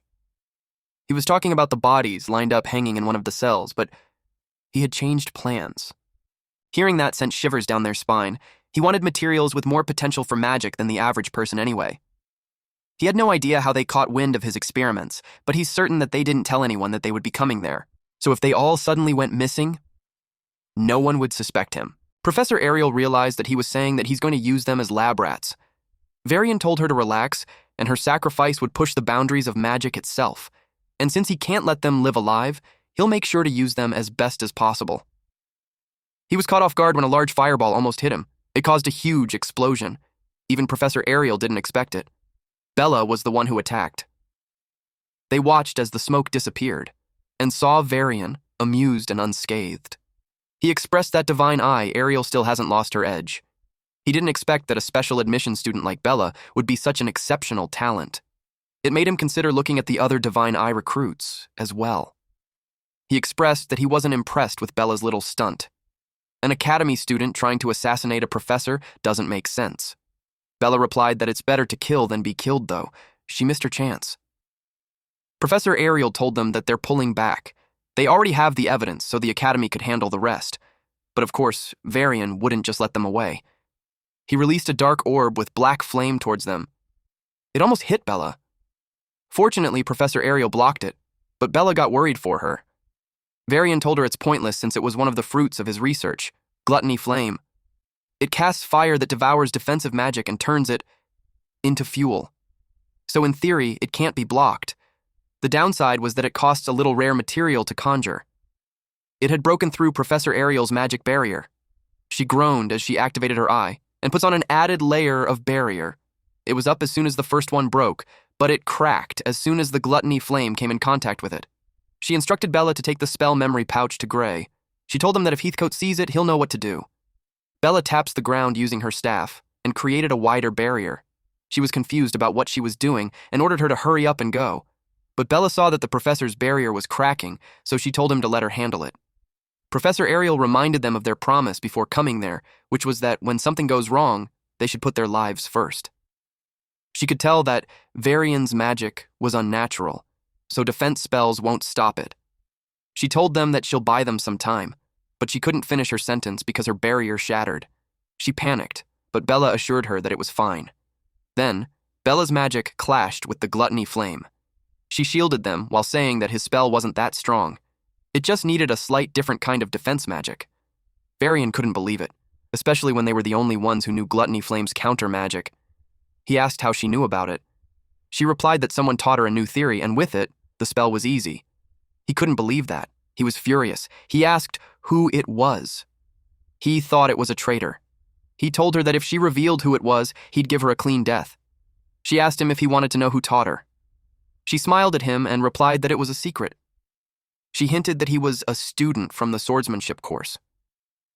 Gray had recalled their interactions, and in reality, he just pieced the theory all together.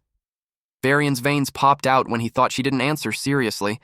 He took a red crystal and told them they would be burned alive. He crushed the crystal in his hand, and souls escaped. It went flying towards them. It was a potent, dark magic, and it covered them. Gray was concerned if Bella was still okay. She replied that the barrier can still hold. But Varian knew her mana reserves wouldn't last. With her reserves, he estimated that she got a minute at best. Bella requested Professor Ariel to attack him since she had her hands full on defense. The professor listened to her. Professor Ariel's eye glowed, and she saw a spot where the flame was thinned out. She projected mana outside the barrier. She tested it first, and slowly built up her power. Then she released her lightning magic. It came out like blades, but eventually it died out. Varian noticed that they're trying to counterattack, but he told them that their attack doesn't even reach him. Professor Ariel was in a pinch. Gray remembered that her offensive magic was one of the weakest among the staff, and with the flame's properties, it must have absorbed her spells. Bella asked what they should do. She was almost depleted. Professor Ariel had pointed out that it was the reason why she told them to run away earlier. Gray stepped forward and told them to leave it to him. Bella asked him what he's planning. Obviously, his sword won't reach Varian from there. He was certain that it would. Professor Ariel asked him if he's sure about it. If he used that power again, it could kill him. And even if he lives, his healing arm might never recover. He replied that dying along was better than all three of them dying. He assumed a combat stance. Varian noticed a red light coming from them despite them being covered in black flame. Then he saw Gray jump out. The next thing he knew, his head was thrown in the air and blood had splattered. Gray watched him with a serious expression on his face. There was a brief stillness after his attack. Bella was dumbfounded. Varian's headless body fell and his head rolled. Professor Ariel was left shocked since it was her first time seeing the real one with her own eyes. It was astonishing. Bella noticed debris falling on them. The ceiling started to fall apart. Professor Ariel used her magic to keep the debris still so it won't fall on them. She expressed that what happened was beyond her expectation. She asked him if he's all right. Gray dropped his sword. His hands were trembling as he answered that his dominant hand hurts a bit, and it was also numb. But he could still move it. He picked up his sword using the other hand. From that, she could tell that his training was showing results. He agreed with her. He knew that if the one who used that was him back in the village, he would have fainted for days and woken up unable to move his arms. Now it just left him with a hurting arm. It was quite an improvement. He realized that his training was really worth it. While he was lost in thought, Professor Ariel watched him intently. She expressed that it was thanks to him that they're still alive. She's also apologetic that he had to use that power. He told her not to worry about it. Besides, he was the one who insisted that they had to stop Varian in the first place. Still, she thanked him again. But also she requested him that if possible, he refrain from using that power for a while. Else the damage would be irreversible. She looked really worried. That caught him off guard. He thought about it and simply replied that he understands. Then, Bella called his attention. She asked if it was magic, since she didn't sense any ether at all. She was baffled since trying to explain that much power as magic was just impossible. Professor Ariel politely told her not to probe any further on that matter. And she wasn't allowed to mention a word about what she saw either. She asked why, but the professor replied that she can't promise that. She would be forced to erase her memories. Bella replied that she understood and offered a magic contract. Professor Ariel agreed to that. They signed the contract. After that, Gray asked what they should do next. He was concerned about the experiments, but he wanted to help those people first. He checked, and they looked like they were put to sleep with magic. Professor Ariel responded that even if those people aren't in danger, it would be best to take them to the Academy's medical facilities to be safe. She snapped her finger. The whole area glowed in golden light, and those people were each covered in the golden light. It is a protection from any external harm. And since that was done, she invited them to investigate further. Taking a second glance at the place again, she realized how insane it was. Illegal experimentations were being conducted as far as her eyes could see.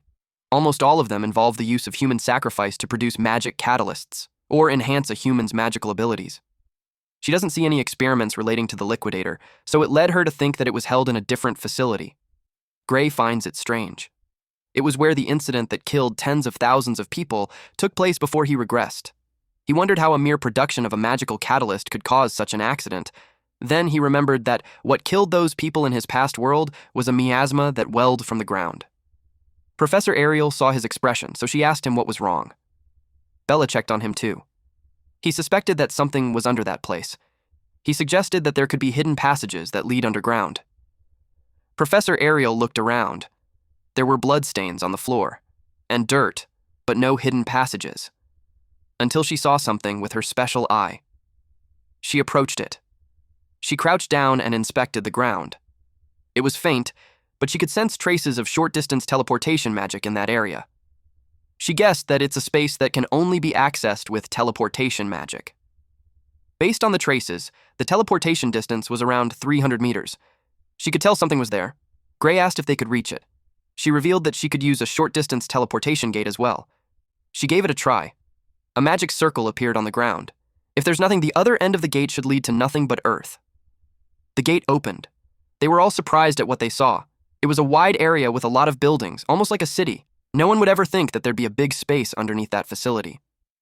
Bella could feel a tremendous output of ether coming from all over the place, especially from the building that she pointed to. It was a simple circular structure. Professor Ariel saw that it wasn't just ether, but there was also a different kind of power, completely different from magic, leaking out there. But it was far greater than anything she had ever seen. Gray had an inkling of what the power was. Professor Ariel confirmed it. It was the Liquidator's power. Professor Ariel, Gray, and Bella entered the building, and they found an empty hallway with a single door. She then confirmed that the power was coming from there, but there was no sign of the Liquidator at that moment. She knocked on the door. Then she opened it, to which made Bella worried that they were messing with it. She told her to relax, because the door doesn't hold any power. It was just placed there as a symbol for ritual. The power wasn't in the door. It was in the magic rigs around it. Suddenly, the magic rigs glowed while Professor Ariel was at the center of it. Gray asked what happened. He thought she's trying to summon the Liquidator or something. Bella could tell the magic was way dangerous, so she suggested shutting it down at once. But Professor Ariel told them not to rush. Her prediction tells her that the setup can't actually summon the Liquidator. The door cracked, and a void of darkness started being seen on the other side. Gray got worried that the space was being torn. Bella called out to the professor. The magic slowly dies down. The two got confused, but it was just as Professor Ariel expected. She had confirmed that those devices weren't made to call the Liquidator. They just punched a tiny gap toward where it exists. Then they funnel the leaking power. The core they used to crystallize the power was most likely human lives. She could tell 10 souls were used so far, but the molding process may have taken more sacrifices. She guessed that the majority of the people they saw upstairs were taken to be raw materials. Bella inquired why they would go that far just to gather power. She wondered what they're trying to do with it. The black flame that Varian used in their fight was most likely boosted by the crystal, and that crystal was the byproduct after they finished processing it.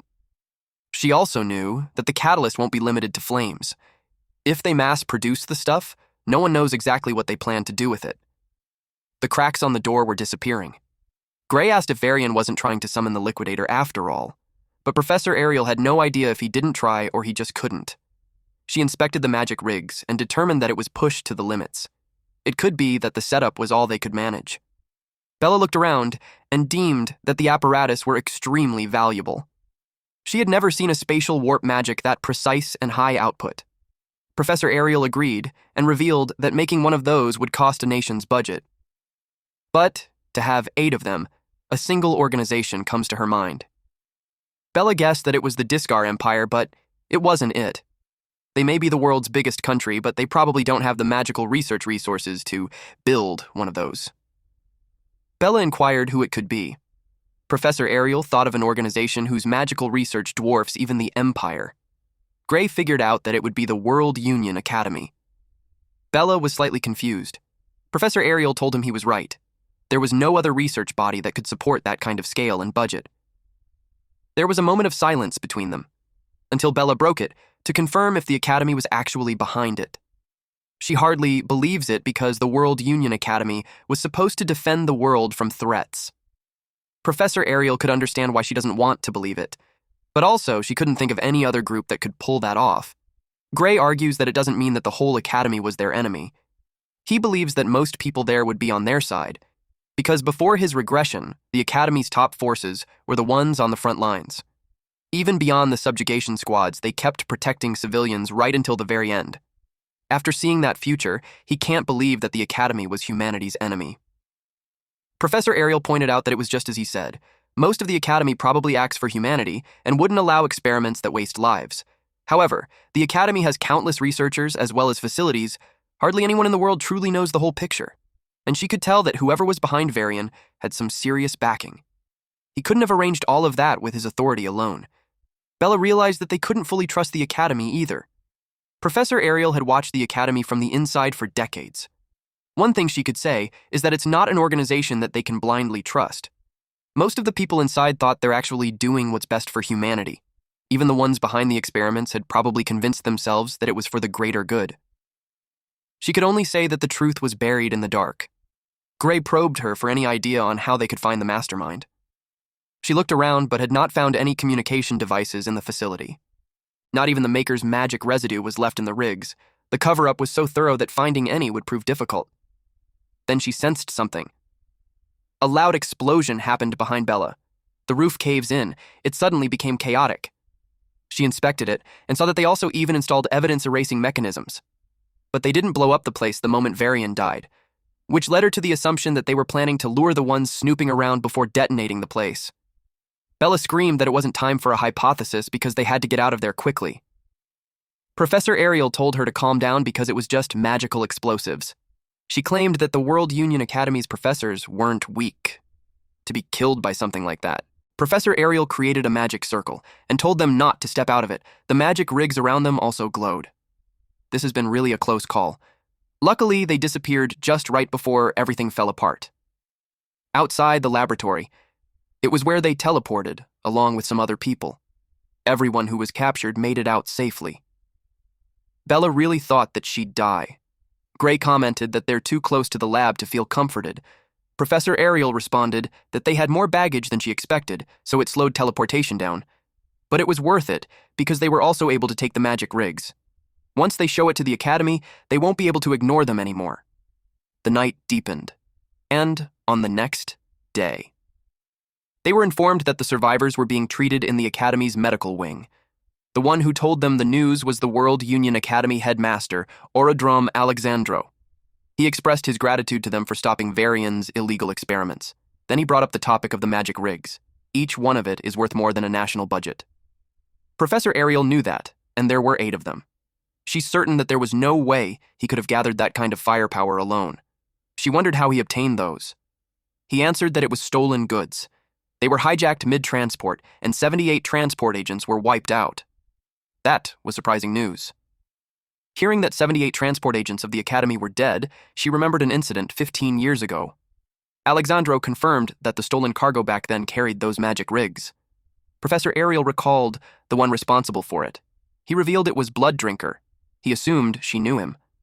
Gray was familiar with them, the world's biggest crime organization. Bella described them as parasites of the world that always crawl back, no matter how many times people crush them. Her intense description made Gray glance at her, but it made sense when she revealed that they killed her parents. Alexandro confirmed her description because despite being exterminated hundreds of times, they still resurfaced. No one knows where they hide or who leads them.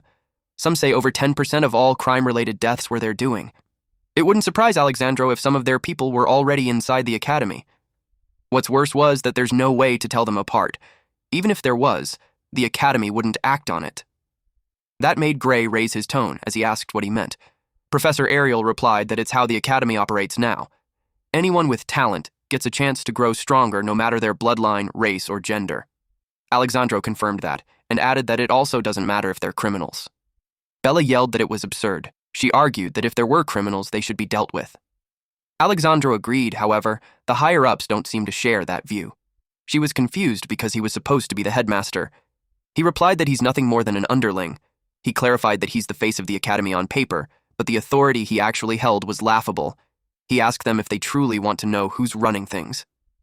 Gray and Bella nodded. Alexandro then responded that they had to grow stronger, because the more power they prove they have, the deeper they'll be allowed into the academy and the more secrets they'll uncover. He can't name names, but he informed them that they had an upperclassman who had enough influence to shape the academy's entire direction. Even that crazy policy of accepting criminals was his decision. Gray wanted to confirm his thoughts, and Alexandro responded that they too could even change the academy. Because their strength was everything. That made those two determined. It was evident on how they clenched their fists with their hands shaking. Alexandro finds it amusing. Because he knew Ariel shouldn't stand a chance against Varian at all, so it meant that one of those two students had done it. He couldn't deny that Ariel's divine eye was sharp as ever.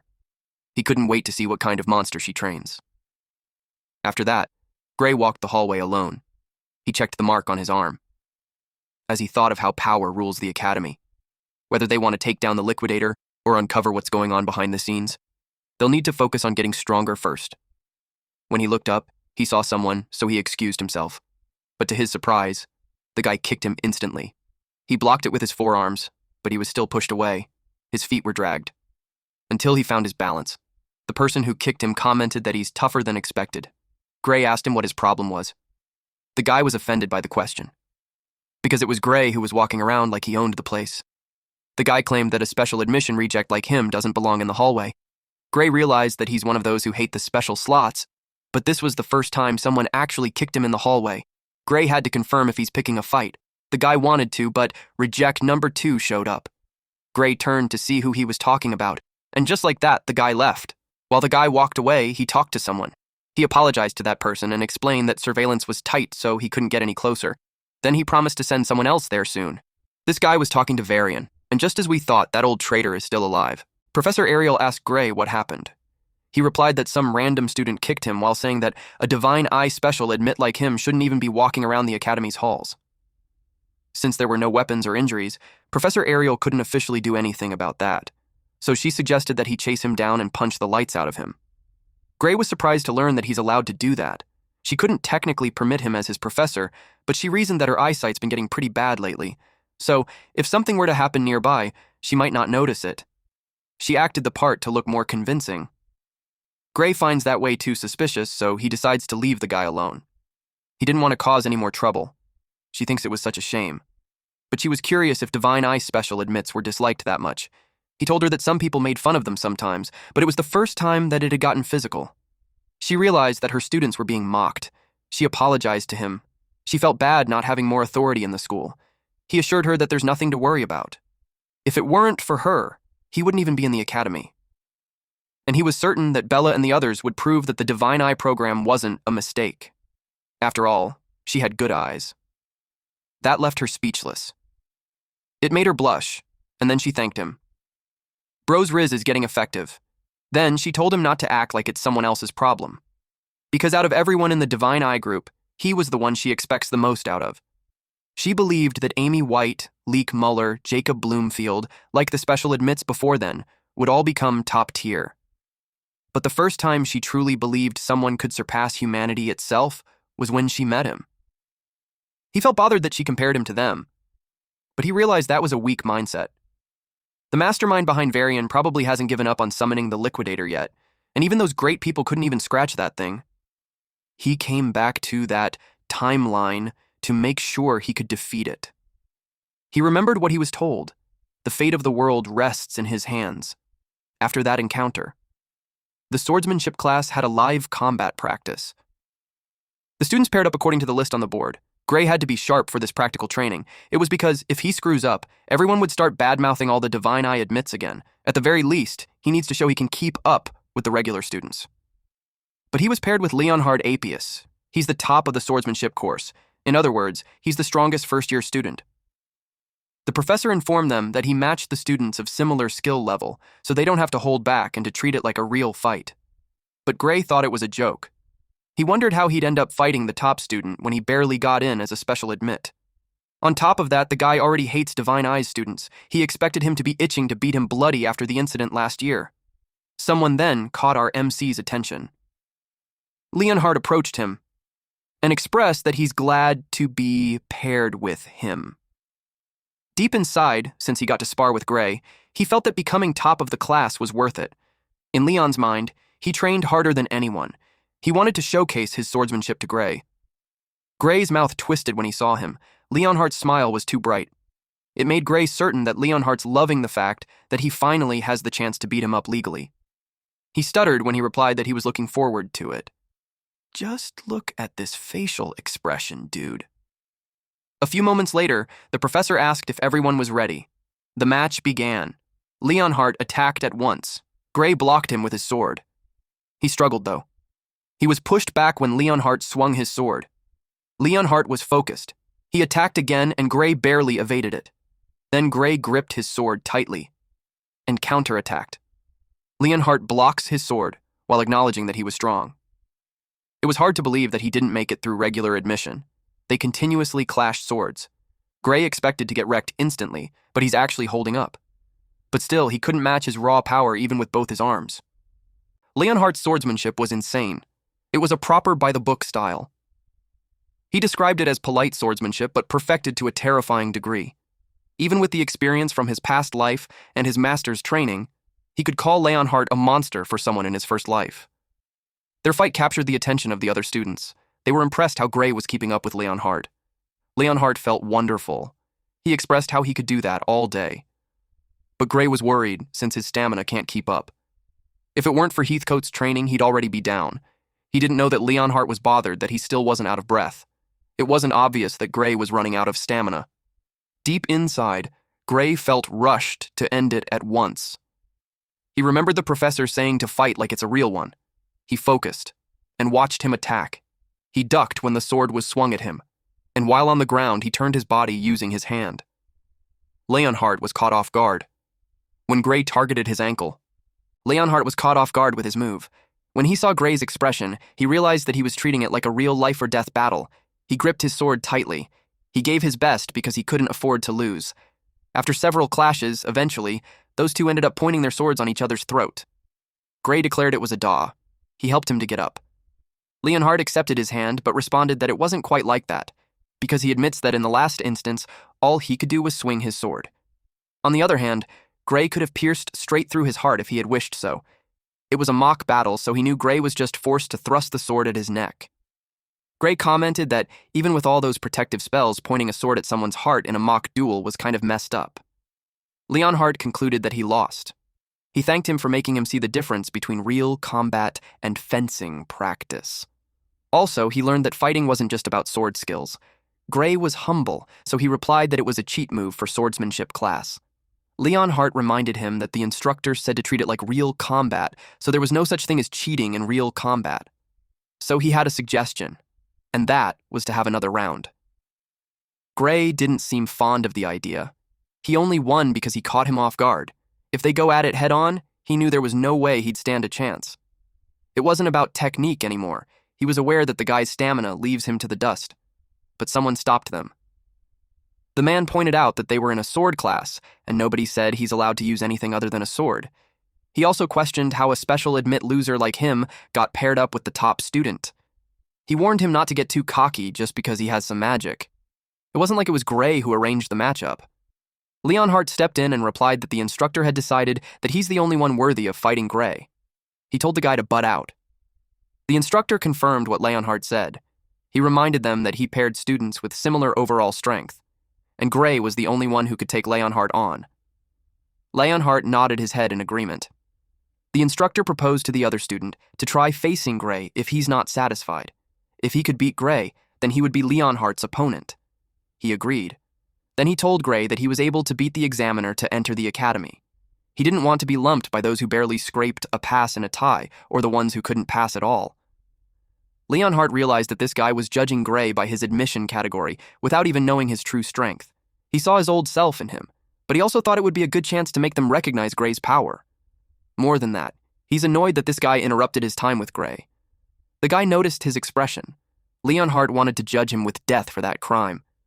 The poor guy was puzzled as to why he's so pissed.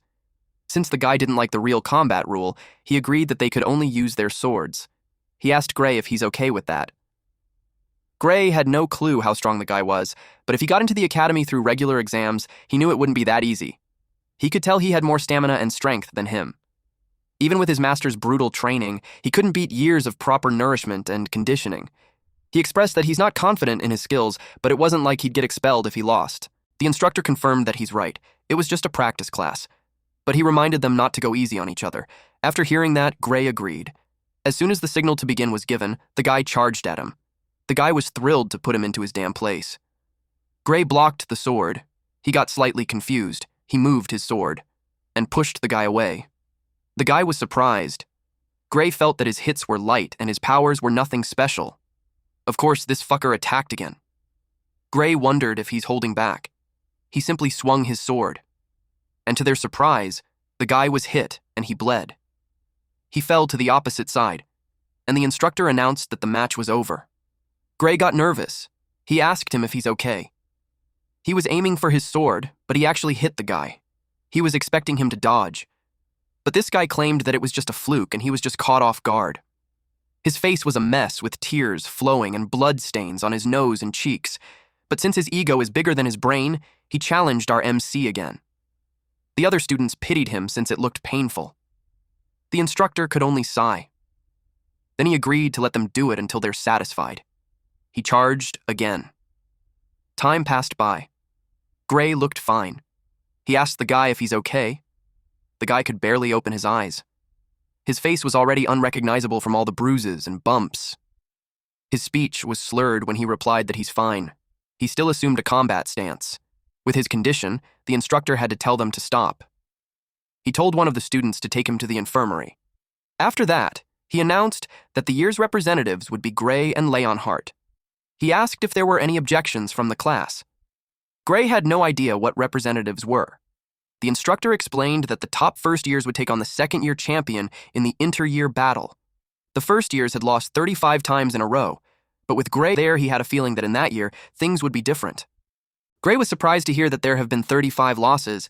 He inquired if the power gap between first years and second years were really that big. The instructor replied yes. A year at the academy was huge. He told them that losing was normal. If anything, it was expected. So, if they could even put up a decent fight, it was already impressive. And if he wins, that would go down in the academy's history as a miracle. Just being chosen to fight would be considered an honor. The professor tapped his shoulder and told him not to stress it too much. He also dismissed the class before leaving. Gray realized that the inter-year battle wasn't as serious as he thought.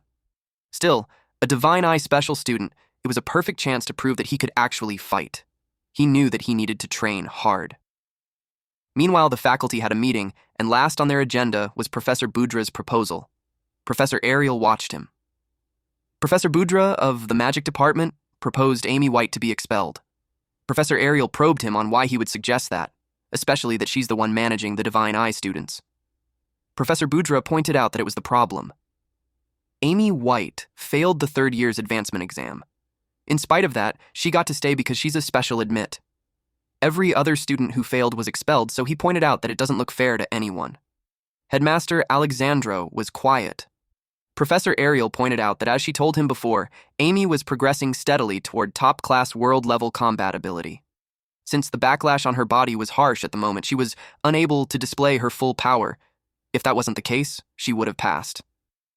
The other professors were displeased with that excuse again. The professor beside Professor Budra expressed that the reason the backlash on her body was harsh makes a useless student sound like some hidden prodigy. He questioned how long she planned to keep spouting that fantasy of her secret powers. Professor Ariel insists that it was the truth. She believed that Amy could gain control any day now, maybe even tomorrow. If they push her too soon, she might lose that chance forever. They insisted that she had given them the same excuse before. The professor sees it as her permitting someone who can't meet the academy's standards stay there indefinitely. She argued that the academy exists to nurture exceptional talents. Kicking out someone gifted just because they don't fit neatly into a system defeats the whole purpose. Professor Budra doubted that talent. He expressed that the special admissions were impressive in the old days, but the current batch were full of failures. His examples were Amy Whittle, Bella Albright, and Jacob Bloomfield. To him, the great Divine Eye was losing its keenness. The professor beside her suggested abolishing the Divine Eye program entirely. Professor Ariel was slightly caught off guard. She asked them what they're talking about. Professor Budra told her that it was established ages ago by the Academy's Founders Council, so it could be abolished the same way if over half of the faculty agree to the idea. Some professors expressed that the current Divine Eye students don't impress. They saw Bella Albright improve, but it's no major achievement. Not to mention, her mana capacity was questionable. Professor Ariel doesn't know how to respond. An older professor also expressed that even though the old Divine Eye students were impressive, the recent batch wasn't. The others agreed that they don't have the impact they used to have. She scanned the room and saw those professors smirking. While the others looked like they're being swayed, there were more anti-Divine Eye voices than she thought. At that rate, they might really shut down the program. Professor Boudra pushed that it had been outdated for so long that it was time for them to move on. He challenged Professor Ariel if she still plans to judge talent better than the rest of them. She was silent. So he took it that the cat got her tongue and stated that she at least knows she's past her prime. The professor beside him suggested to Professor Ariel to retire before she ruins her legacy. The others told her that if she wanted to raise her favorite students however she likes, she should just start her own school. Another professor added that it would take her luck to find students who'd follow the washed-up Divine Eye. Then they laughed loudly. Professor Ariel was silent. She was confident that she could recognize real talent. But those kids need more time. If they have time, they'll prove themselves. She just needs to stop them from getting expelled before that happens. She tried to think of something to say. When someone brought one of the divine students named Gray, the professor who mentioned him heard that he's promising among the first-year swordsmanship students. The long-haired professor shared that Gray was picked for the inter-year battle. Professor Boudra agreed that it sounds promising. He suggested letting him prove it in the competition. Then they could decide the Divine Eye program's future after seeing the results. Professor Ariel glanced at Professor Heathcote. He saw her and shook his head. Professor Ariel had to speak up. She told him that Gray's power wasn't suited for mock battles, but if it were a kill or be killed situation. She was cut by Professor Boudra, who was sick of her excuses. The professor beside him added that if Gray couldn't show it in training, he won't be able to show it in real combat either. Professor Ariel argued that his abilities weren't normal swordsmanship. The crowd went silent. Alexandro dismissed the meeting since the discussion was going nowhere, but he expressed that seeing the Divine Eye students in action sounds reasonable. He planned to watch his performance in the inter-year battle and decide after that. That was a bad thing for Professor Ariel. With that conclusion, the meeting was adjourned. Professor Boudra looked forward to the competition. They expected it to be quite a show. Before Professor Heathcote exits, he glanced at Professor Ariel, who was left sitting there looking sullen. She felt apologetic to her students for being too weak. He remembered Gray in action, so she knew his power doesn't fit mock battles. She was also certain that he still needed time, and she knew what she was hoping for was unreasonable. So she hoped that he could help them. For those kids, those raw gems with world-class potential to protect their future. She couldn't help her tears. The day of the inter-year battle came. The host announced the beginning of it. He introduced the competitors starting with the first-year top student, Leonhard Appius. Next was the second-year top student, Luinal Hartman, and the first-year challenger was Gray Lee. After him, the second-year challenger, Deeble Redardal, was introduced. Gray remembered him. It was the same guy who jumped on him out of nowhere in the hallway. He couldn't believe he was going to go against him. Everyone would witness what they're capable of. The professors were watching. Professor Boudra has this smirk on his face. Leonhardt noticed that so many professors came to observe the showdown. He asked Luinal if the inter-year battles were usually like that. Luinal revealed that it was a first. Only 3 fencing professors bothered to show up last year. It also made him wonder why there were so many that day. Then Leonhardt had an eureka moment. That it was because the professors were curious about Gray. He approved of their excellent taste. Luinal wondered if that was the true personality of Leonhardt. Professor Boudra replied that his guess was correct. He announced that they had come to witness the final battle of the Divine Special Admits. That statement made the students clamor. Gray asked what he meant. Professor Boudra was surprised that no one told him. They looked at Professor Ariel. Then he responded that the Divine Eye class was being abolished. That news shocked him. He asked Professor Ariel if that was true. She couldn't look at him. She knew that if she told him the truth, he would push himself, and he might even use that power. But in his current state, it could kill him. She took a deep breath. Then she replied that Boudra was just trying to mess with his focus. She told him not to let it get to him and just fight. They were silent. Gray noticed her trembling hands. He kept quiet. and simply accepted her response. Professor Budra told them to go and embarrass themselves. He was confident that once they lost pathetically, the other professors would finally realize that Ariel's divine sigh wasn't as keen as it used to be. Gray expressed that he couldn't let that slide. Professor Budra certainly didn't expect that. Then Gray told him that he doesn't care if he insults him. But he didn't want him talking down on Professor Ariel's judgment. Professor Ariel was surprised by his statement. Professor Budra got triggered and insulted him by asking him what kind of talent did Professor Ariel's eyes pick up on him. He added that unlike his professor, those who haven't gone senile were convinced that he would lose pathetically. Gray became determined to prove them wrong. It heightened Professor Budra's anger that he had to be calmed down by his fellow professor. The host instructed the participants to split up and go with their teammate. Professor Ariel appreciated Gray's trust, but she was also worried and curious about what he's planning.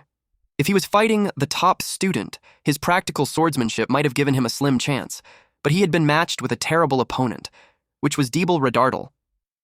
Bradley has rewired his brain surgically to boost his reflexes to inhuman levels. He's practically a living weapon. He's the worst possible matchup for Gray's ambush tactics. It worried her since Gray might have planned to use that ability. She called out to him and told him not to worry about her and that he shouldn't push himself. Gray was caught off guard. Then, he simply smiled and replied that he knows. The top student match was about to begin, so the representatives were instructed to step forward. The arena was warded with protective magic to prevent fatal wounds. Triggering their opponent's safeguard counts as victory. They were told to fight as if it was real combat. After the instructions, the inter-year battles' top student match had begun. Leonhardt charges first. Lewinel braced for the incoming attack. Their swords continuously clashed, then Lewinel moved quickly to attack more aggressively. But Leonhardt ducked to evade his sword. Then he placed his ground for support and kicked Lewinel on the jaw. But it puts a strain on him. He realized that he couldn't afford to fight like Gray. Lewinel was able to evade his foot. He acknowledged that Leonhardt was good. He was even stronger than he was in his first year. He picked up the pace and asked him if he could keep up. When he attacked again, Leonhardt deflected it. But Leonhardt lost his balance. He was backed into the barrier, and he knew he's in a bad place. He saw the incoming sword that was about to stab him, but he couldn't do anything. The sword hit the wall, a few inches from his neck, and the host told them that it was enough, and he announced that the winner of the top student match was Lewinel. Leonhardt thanked him for the match. Lewinel expressed that it was a good fight. Next was the challenger match. The representatives were called forward. Leonhardt wished Gray some luck. Gray had run his mouth, so he knew he had to back it up. He fought more hopeless monsters than he can count before turning back time. So, compared to that, he expected that he had more chances of winning this fight. Deeble dragged his sword, making a screeching sound, while he told Professor Bradley to wait a little longer and he would send Gray to where he was. And that was to hell. The selection match for the inter-year battle began. Gray attacked first, but Radardal blocked it. It caught him off guard, and he was pushed away. Radardal's sword was so heavy that it made his hands shake. Professor Ariel informed Gray that Radardal's reflexes were boosted, but it made him wonder if they buff his arm strength too. With that much difference in power, no trick he pulls would work. He had no idea how the hell he's supposed to fight him. He had one more skill on his sleeve, but he was told not to use that power no matter what happens. If he does, he might die. Back then, he agreed with Professor Ariel. She told him that the tournament was important, but it was not worth his life. Besides, the arena's defensive barrier won't hold against it. If he uses it, he might end up killing his opponent. Back to the present time, Radardal charged at him, while he was thinking of risking his life to protect the Divine Eye slot. But he can't possibly kill someone in a school tournament. Radardal murmured something, and then he swung his sword in which Gray had deflected. He attacked again. Gray noticed that his movements were weirdly simple, and with his physical stats and reflexes, he knew Radardal could take him down easily. And he's also not lacking in technique, which led Gray to think that Radardal was holding back. He wondered what he's planning. Radardal had this creepy smile that ran chills on Gray's spine, and that made him lose his balance. He saw Radardal targeted his eye, and he knew he couldn't dodge it. But he acted based on his reflexes, and to his surprise, he was able to block the sword. It was a puzzle to him on how it happened because he knew he definitely wouldn't make it in time.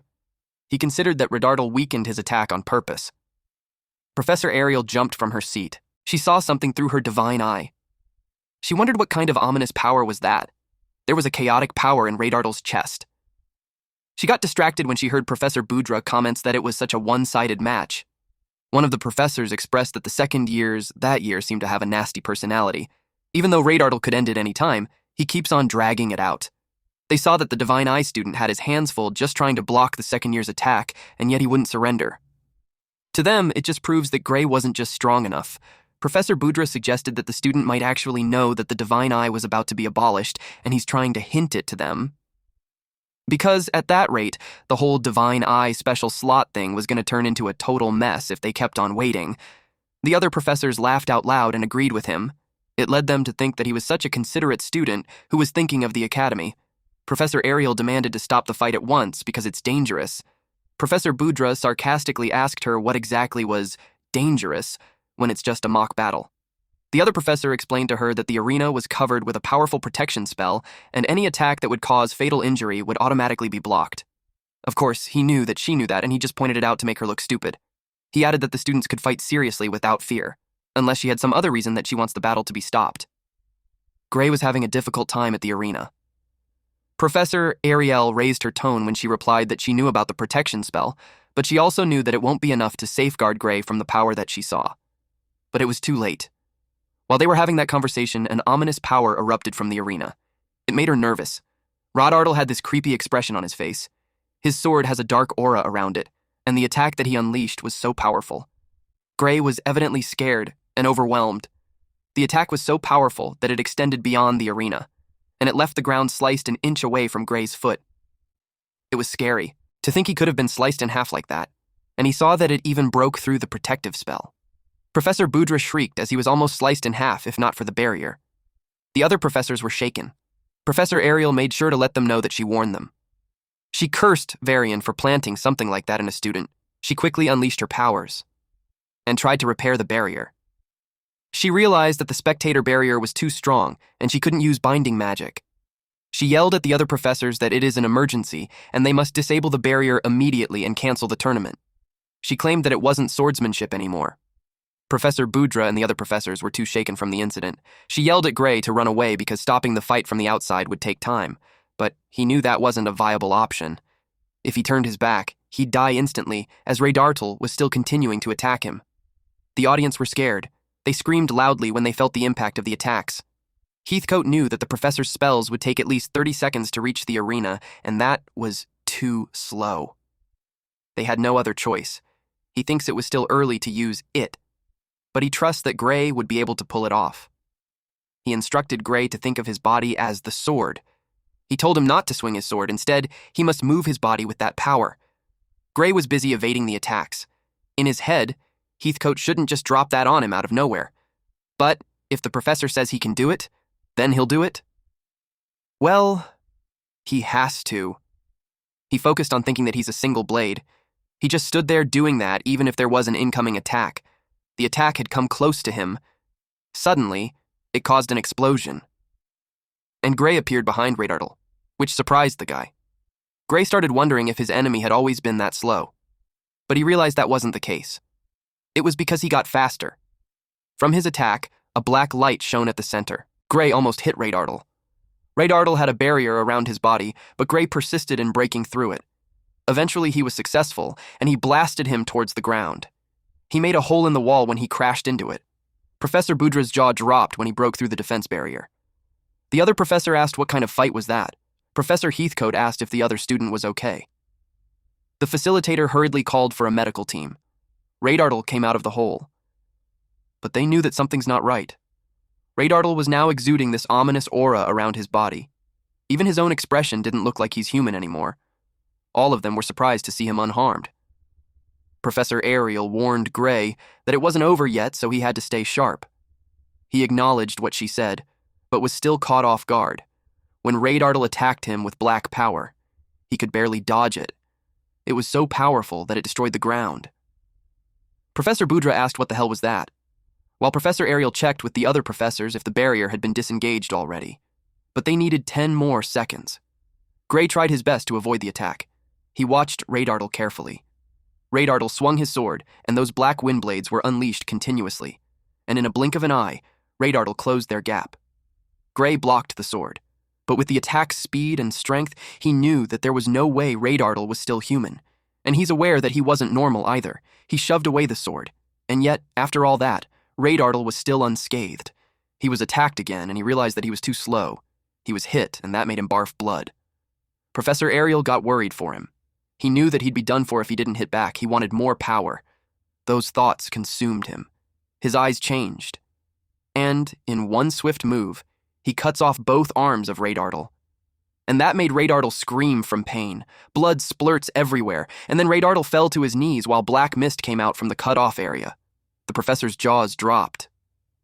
The arena was quiet from the shock. At that moment, the barrier had been disengaged.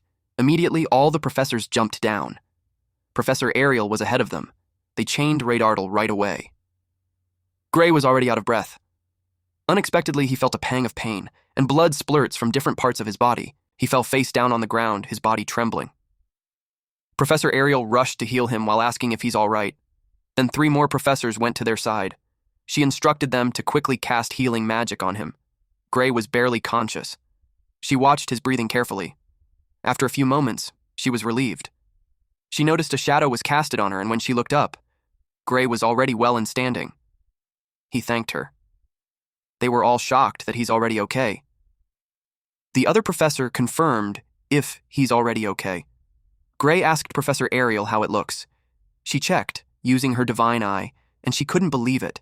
After using so much power, his soul doesn't have so much as a scratch. Then he asked about his body. She explained that healing magic took care of it so nothing should hurt anymore. Professor Heathcote approached them and said that it worked. They managed to lessen the backlash just as he thought. Professor Ariel didn't seem pleased that it was already a state where the backlash was reduced. In fact, she was fuming with anger, because without healing magic, Gray could have died. Professor Heathcote explained that they managed to keep it to wounds that healing magic could fix, so that was good enough for now.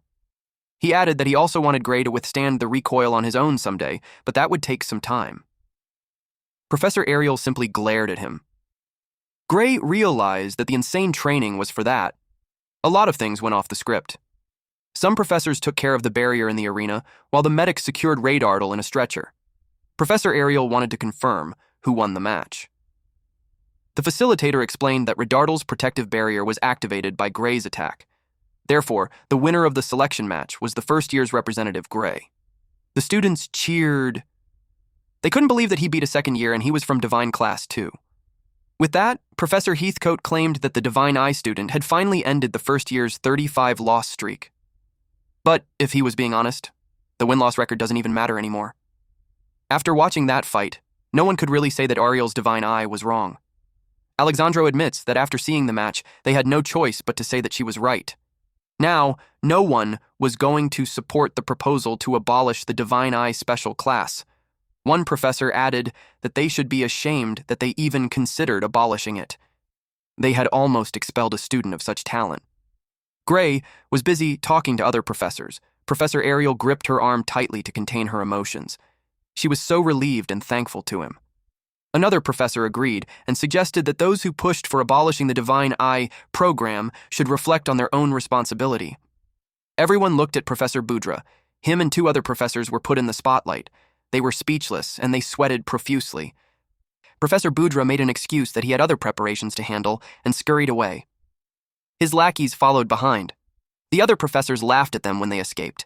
The older professor commented that the saying, "never pick a fight with the Divine Eye," still holds up. The professor beside him added that, compared to the old days, Professor Ariel has mellowed out. Time had changed compared to back then. It made Gray wonder if something happened to her in the past. Now that the distraction is gone, Headmaster Alexandro approached Gray to talk about a few things that concern him. He looked serious, so Gray had his guard up when he asked what it was. In the match, the second-year representative, Deeble Radartle, clearly had some unnatural power forced into his body, and they planned to investigate it. But the fact is that a mock battle should have been completely safe, and ended up putting a student's life at risk. With that, the headmaster acknowledged that the academy was fully responsible for not detecting the anomaly beforehand, thus he apologized. Gray told him not to worry about it since nothing ended up happening in the end. He thanked him. And then he brought up that after Radartle went berserk, Gray also unleashed something. Our boy became nervous upon hearing this.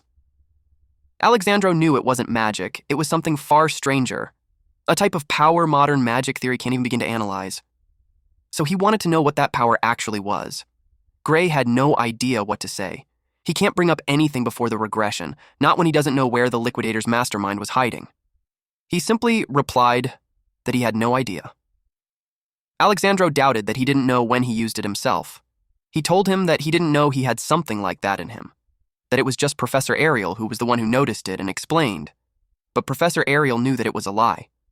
By the time he took down the Ogre General, Gray was already using the power freely. It made her wonder what he was planning. Deep inside, Gray wished she would go along with it. To stop the Liquidator, he needs her to keep being the one with power. He realized what he's angled at. She was impressed that he thought of everything. It made her think that he's not acting like someone living life for the first time. She could tell he trusts her so much, so she had no choice but to step up for him. She joined their conversation and told the headmaster that he's right when he said Gray's power can't be analyzed through magic theory, but she stated that she could see it clearly with her eyes. She shared that after observing his power, she asked Professor Heathcote, who has good affinity to it, to help him out, and that made that day's level of control possible. She admits that she's still researching how to draw the power out properly, but she asked if he could leave everything regarding Gray's power to her. Well, after seeing that fight, he can't refuse. He told her that Gray and the entire Divine Eye Special Group was her to command, and he encouraged her to tell him if there's anything the Academy can do to assist. They didn't expect him to say that. She thanked him for that. Gray and Professor Ariel smiled at each other. After that, he's off to the special underground medical ward to examine Radartle's condition. He'll need her eyes to come with him. It was her pleasure. After that, she went back to her office and marked it with an eye. She took a sip of her tea and informed Gray that, as per the analysis results, the power used on Radartle was nearly identical to the Liquidator's. She was certain that the crystals from that research facility were used. Gray asked what happened to him. Unfortunately, he died. Gray was about to ask if he was the cause, and before he could finish, she already answered no. She explained that the moment that power activated, Radartle stopped being himself. He may have already been gone when the power was implanted to him, and it was clear that it was aimed at Gray. A retaliation for killing Varian Bradley.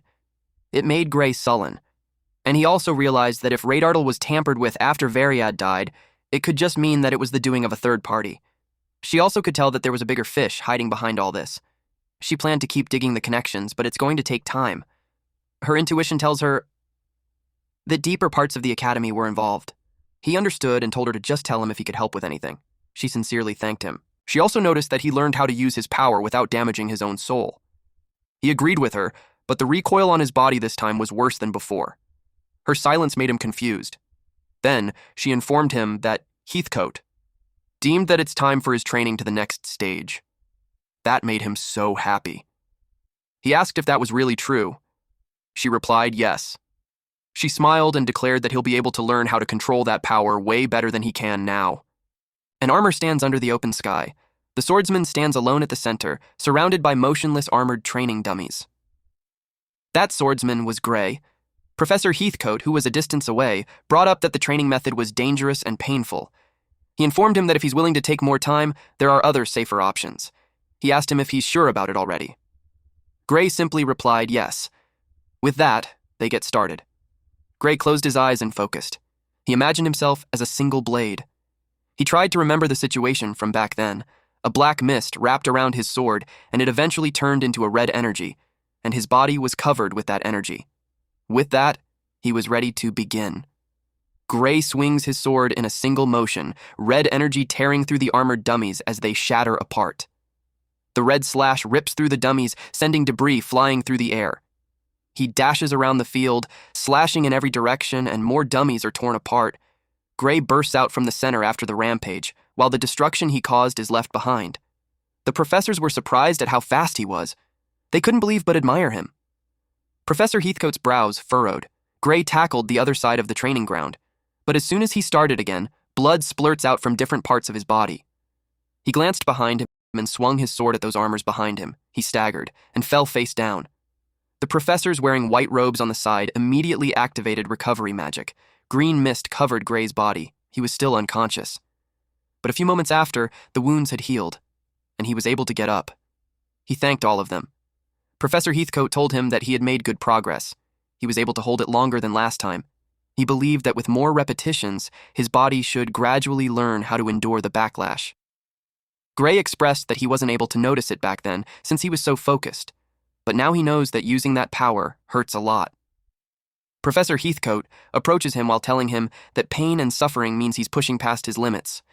But he's also aware that the training was excessive, so whether Gray would continue or not was all up to him. Gray expressed how determined he was to do it. He assumed a combat stance to do it one more time, but someone arrived and told them to stop. It was Professor Ariel. She reminded him that the training was limited to once a day. He told her that his body was healed, and with that, his soul wouldn't get damaged. She explained that physical injuries could be healed with recovery magic. But if Gray takes more damage again before he stabilizes, it could throw off his senses when swinging a sword. She trusts that he understood that better than anyone. Gray recalled his hand before he regressed. In that life, he was bullied, and his swordsmanship wouldn't improve because of the lingering damage from injuries he got as a child. Professor Heathcote expressed that he was relieved. Even he would hesitate to repeat that kind of training multiple times a day. Professor Heathcote drops the piece of armor, and it slams into the ground, showing just how heavy it is. Gray replied that he understood. One of the professors in white robes asked Gray why he's in a hurry to get stronger when he's already more than strong enough as it is. Professor Ariel revealed that it was her fault. She narrated that she dragged Gray into a fight with Professor Varian, and because of that, the people working behind him now see Gray as an enemy, and the incident with Radartle was just the beginning. There were people operating in the Academy's shadows and possibly the criminal group Blooddrinker that stole magic catalysts for Varian. So even if they isolate Gray somewhere heavily guarded, they still weren't certain if they could fully protect him. So getting stronger was the only way to survive. She felt apologetic towards him. He answered that it's nothing to worry about, because stopping the Liquidator experiment was his own choice. He was determined to stop it no matter what. She commented that he's an exceptional student, and all she could do was help him make the most of that power. Her statement led Professor Heathcote to conclude that she has something in mind. She confirmed that. She asked him if he had forgotten the safest and quickest way for a swordsman to get stronger. That made him gaze at Gray, who was clueless. Professor Heathcote agreed that changing swords was the fastest solution. Gray couldn't understand them, because the Academy-issued sword was supposed to be a top-tier custom weapon.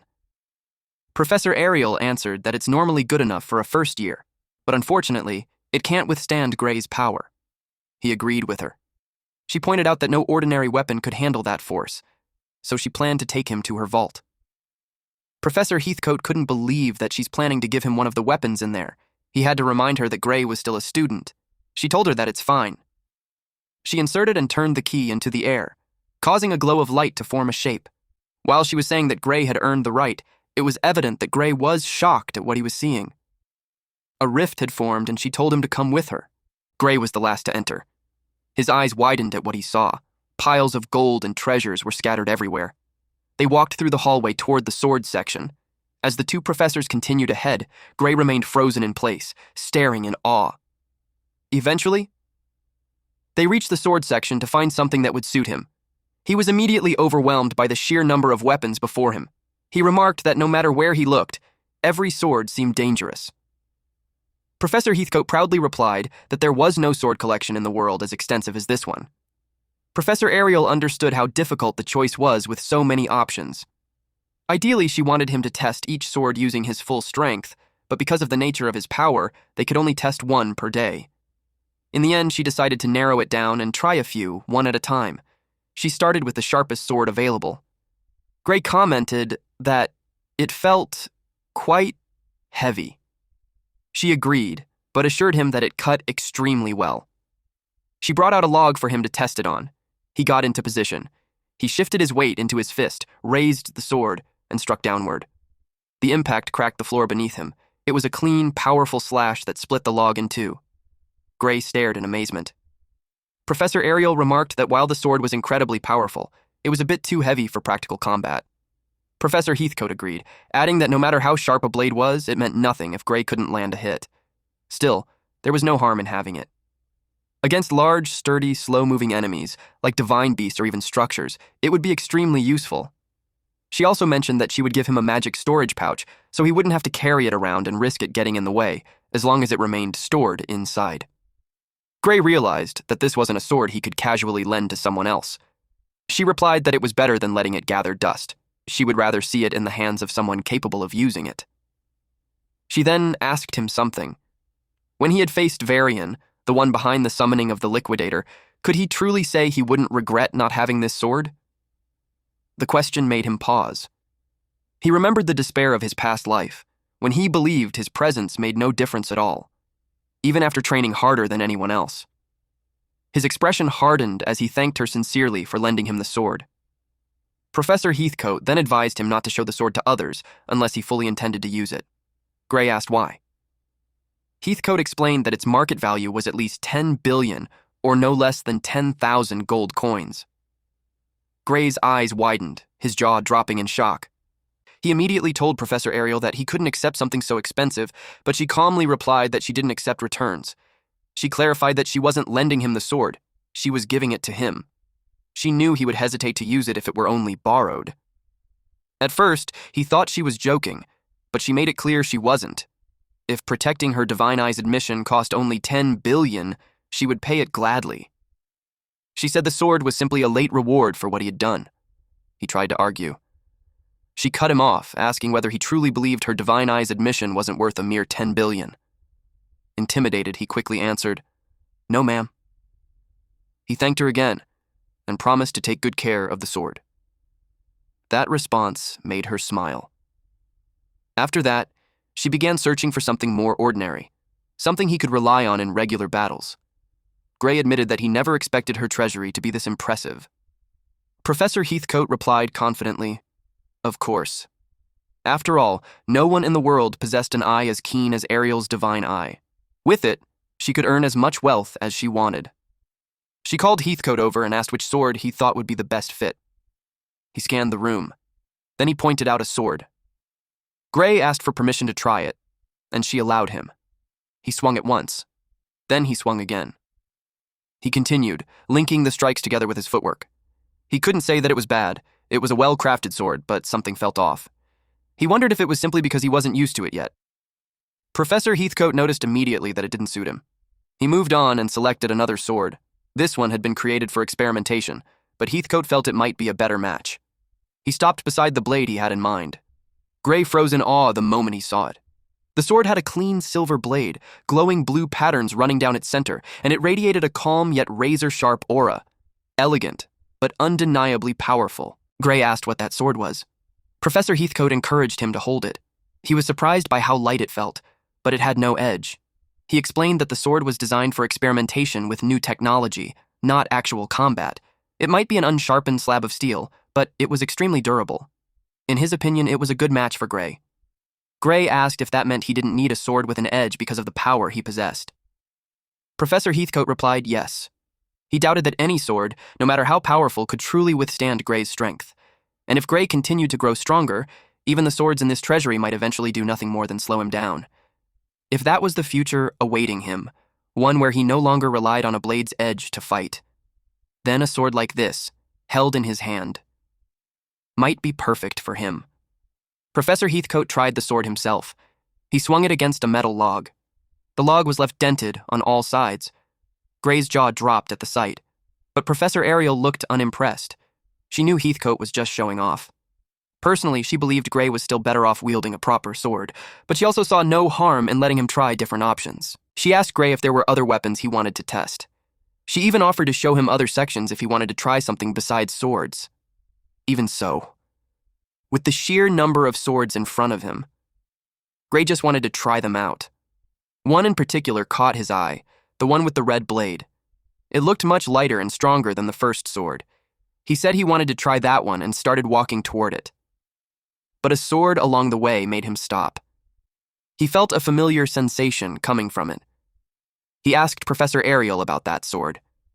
She told him that an old student of hers had left it behind after graduating. It wasn't a famous blade, but it was very well made. Gray asked for permission to try it. And she allowed him. The sword felt natural in his hand, as if it fit him perfectly. He stood in front of the training dummy. With barely any movement, He cut it cleanly in half. Both professors were stunned. Gray was equally amazed. The sword suited him far too well. It felt as though he had been practicing with it since the day he was born. Professor Ariel asked if he liked it, and he answered yes. He admitted that he had never owned a sword that felt so easy to wield in his entire life. She wanted to test it further, to see whether it was truly compatible with his power. Gray hesitated, worried that it had once belonged to her student and that he might break it during the test. She reassured him that there was nothing to worry about, certain that the sword would rather be used than left sitting in storage. That convinced him. Curious, he asked for the name of the alumnus who made the sword. She replied that it was Metallum Norum. Gray froze. Metallum Norum, the world's greatest magic swordsmith, and the sword he was holding had been forged by him. They moved to the training grounds to test the blade properly. To measure both its strength and durability, Professor Ariel wanted Gray to push it to its limits. They began with the sword marked by blue patterns on its blade. They chose the most unusual sword first, wanting to see how it interacted with his power. Gray stood at the center, surrounded by training dummies. He began channeling his power. A red aura enveloped his body, but suddenly, it dispersed. He froze in shock. He told them he would try again. The sword slowly became coated in red light. He focused, trying to become one with the blade and pour his power into it. But once again, the energy scattered. A hint of panic crossed his face as he realized his power wasn't activating at all. Professor Ariel approached and asked if he felt any difference in his physical condition. He said no. She suspected the sword was the cause. Deciding not to force it, she set the blade aside and prepared to try another. She guessed that the sword simply didn't work well with his power. If that was the case, then the best option was to try the most ordinary sword of them all. She reached into her magic pouch and took one out. It was the one which was forged by Norum. Gray stood tall with his sword resting at his side. Around him were silent training dummies under the wide-open sky. He focused on a single thought, that he himself was one blade. A faint aura slowly flowed out from his body. He felt happy. He was glad that he had finally activated it. Suddenly, he heard a voice say, "While there's time." Gray quickly looked around, trying to find where it came from. Then he realized it was a voice inside his head. The voice continued, saying, "When the time comes." From a distance, Professor Heathcote told Professor Ariel that activating his power shouldn't be a problem with that sword. Gray decided it was time to begin. He stepped forward from where he was standing. He swung his sword upward in one clean motion, red energy flashing as it sliced straight through the heavy armor in front of him. He noticed the power felt the same as before, but the sword moved unbelievably smoothly. He moved to the next dummy. His blade flashed upward again, cutting the armored dummy cleanly in half. His body felt lighter than ever. Red slashes filled the air as broken armor pieces fell all around Gray. Gray moved like a blur, striking dummies as he passed them, his red energy cutting through everything. The healers standing by stared in amazement. They could tell. Gray was very different from before. Gray moved so fast that all anyone could see were red trails of light crossing the training field. To him, it felt like he was flying. The sound of armor hitting the ground echoed. He turned toward his next target, but suddenly stopped. There were no dummies left. The number of targets was the same as before. Last time, he could only destroy half of them. Now, he had destroyed every single one. Professor Ariel stood frozen in shock. Everyone wore the same expression, shocked, worried, and nervous. Professor Ariel asked how Gray was still standing. Gray looked confused. Then he noticed something was wrong. A deep slash ran across his chest, stretching down his torso. Professor Ariel shouted for him to drop the sword. Without thinking, Gray let it fall. The pain hit him all at once, and he dropped to his knees. Professor Ariel and Professor Heathcote rushed toward him while ordering the healers to start casting healing magic. Before they reached him, Gray slowly tried to stand back up, but he fell to his knees again. All his strength was gone. Professor Heathcote supported him and told him not to push himself. He apologized softly. Since Gray had lost too much blood, it was normal for his stamina to be drained, even with healing magic. Professor Ariel suggested that he rest. Professor Heathcote said Gray had broken past a limit he couldn't reach before, and that was a good sign. Professor Ariel agreed, but warned that moving without noticing his own injuries was very dangerous. Professor Heathcote nodded and added that in real combat, without a healer nearby, such mistakes could be deadly. Professor Ariel picked up the sword. Even after all that, the blade didn't have a single scratch. It was truly an amazing sword. She activated her divine eye and examined it closely. The sword seemed to glow brighter, but she wasn't sure. Something strange reflected on the blade, and it scared her. Her sudden reaction made everyone ask what was wrong. Before she could answer, the academy exploded. They were left completely stunned. Debris flew toward them. A violent blast tore through a tower as red energy ripped it apart, smoke and rubble exploding outward. Students ran in panic as debris rained down from above. All instructors were ordered to deploy magic barriers. Their top priority was protecting lives. Gray stared in shock, his eyes wide as he tried to understand what just happened. Professor Heathcote knew the explosion came from the area that stored dangerous materials. He was sure it was no accident. It was done on purpose. Right after the blast, he noticed something that looked like teleportation magic for just a moment. He couldn't believe someone would dare attack the academy headquarters. The healers disagreed. The vault was protected by strong anti-teleportation magic and built to withstand most explosive spells. Professor Ariel revealed that there was liquidator energy mixed into the smoke. She guessed that special crystals from the underground lab were used to break the outer wall and the anti-teleportation field. Gray's eyes trembled as sweat ran down his face. A terrible thought hit him. Those behind the explosion might be Varian's allies. He couldn't believe they dared to strike the academy itself. Red energy continued tearing through the tower as students screamed and ran while debris fell from the sky. As expected, follow-up investigations confirmed that several items had been stolen from the vaults. Although no details were disclosed, everyone knew this wasn't a place where an outsider could simply walk in and cause an explosion. And the fact that the perpetrators had destroyed the teleportation inhibitor and escaped cleanly made one thing clear. Professor Ariel concluded it was an inside job. Gray couldn't believe it. She openly said the academy could no longer be trusted. Deep down, she also admitted that maybe it had always been this way. There was another possibility, too. If the academy was already under enemy control, they could have used their authority to take whatever they wanted from the vaults without resistance. Which meant the explosion itself had a purpose. Gray reasoned that whoever did this had no legal way to obtain what they stole. That was why they went through the trouble of blowing up the vault. She agreed with him. Professor Ariel didn't know what the higher-ups were thinking, but she suspected the true culprits were the blood drinkers. Those vermin had already infiltrated the academy once. Gray still remembered it clearly. They murdered Bella's parents. Professor Ariel warned him that he might be targeted as well, especially since he was the one who killed Varian. She told him to stay alert at all times, particularly when he was outside the academy. He nodded and said he understood. After that, Gray returned to the classroom. The tension hit him immediately. Some students looked on the verge of losing their minds, muttering to themselves in low voices. The atmosphere was grim. Gray wondered if it had something to do with the explosion. He asked his seatmate what was going on. The student stared at him and asked if he hadn't received the notice sent to his dorm about the outdoor marching drill. Gray vaguely remembered seeing something like that. Judging by his reaction, the classmate assumed he hadn't read it. Gray replied that he did. 16 hours a day. Marching and encampment training in an area infested with low-level monsters supervised by professors. A full week of that, on top of additional combat training. The classmate asked how he could stay so calm when they were expected to march for 16 hours straight, and worse, there was no guarantee of proper sleep.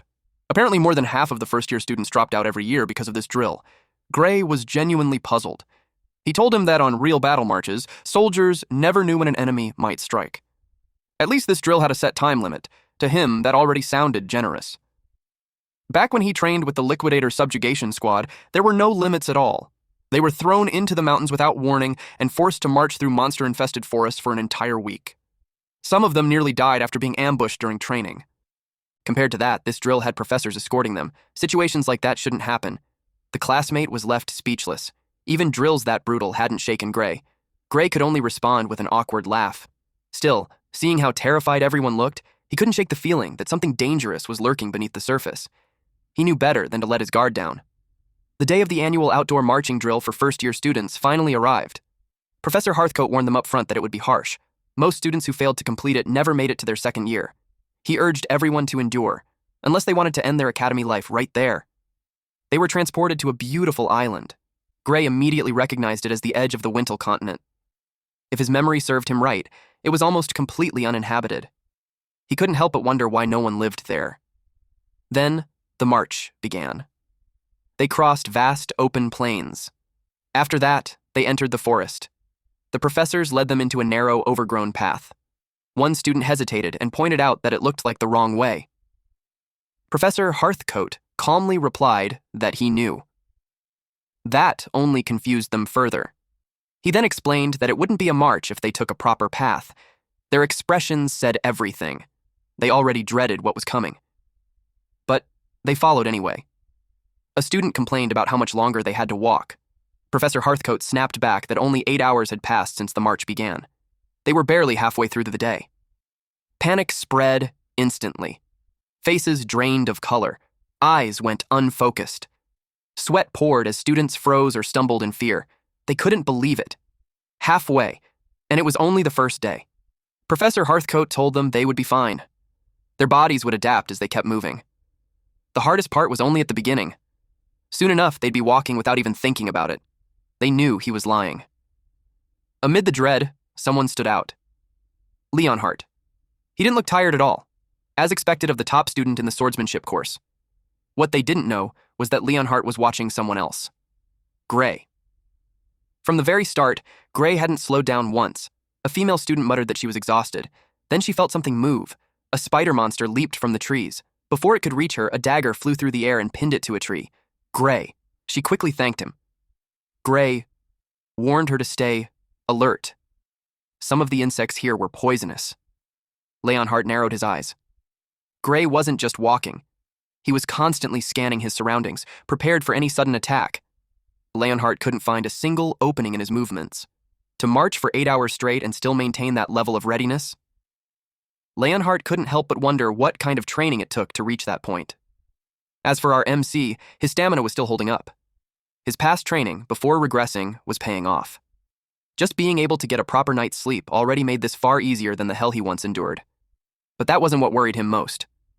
Professor Ariel's warning echoed in his mind. Especially now that he was outside the academy, this drill pushed them into open areas with minimal security. Worse, the academy knew their exact location at all times. Gray silently hoped nothing would go wrong. But our boy forgot something. Just by saying those, he had triggered the Manhwa red flags. The professor ordered everyone to halt. The students looked completely exhausted. The professor with the goatee then announced they would be doing a meal training exercise. The students looked at each other, then they started celebrating. All they could imagine now was a feast. They were happy they would finally get food and a chance to rest. But for Gray, the way the professor said it gave him a bad feeling. The professor asked why they thought it was a break.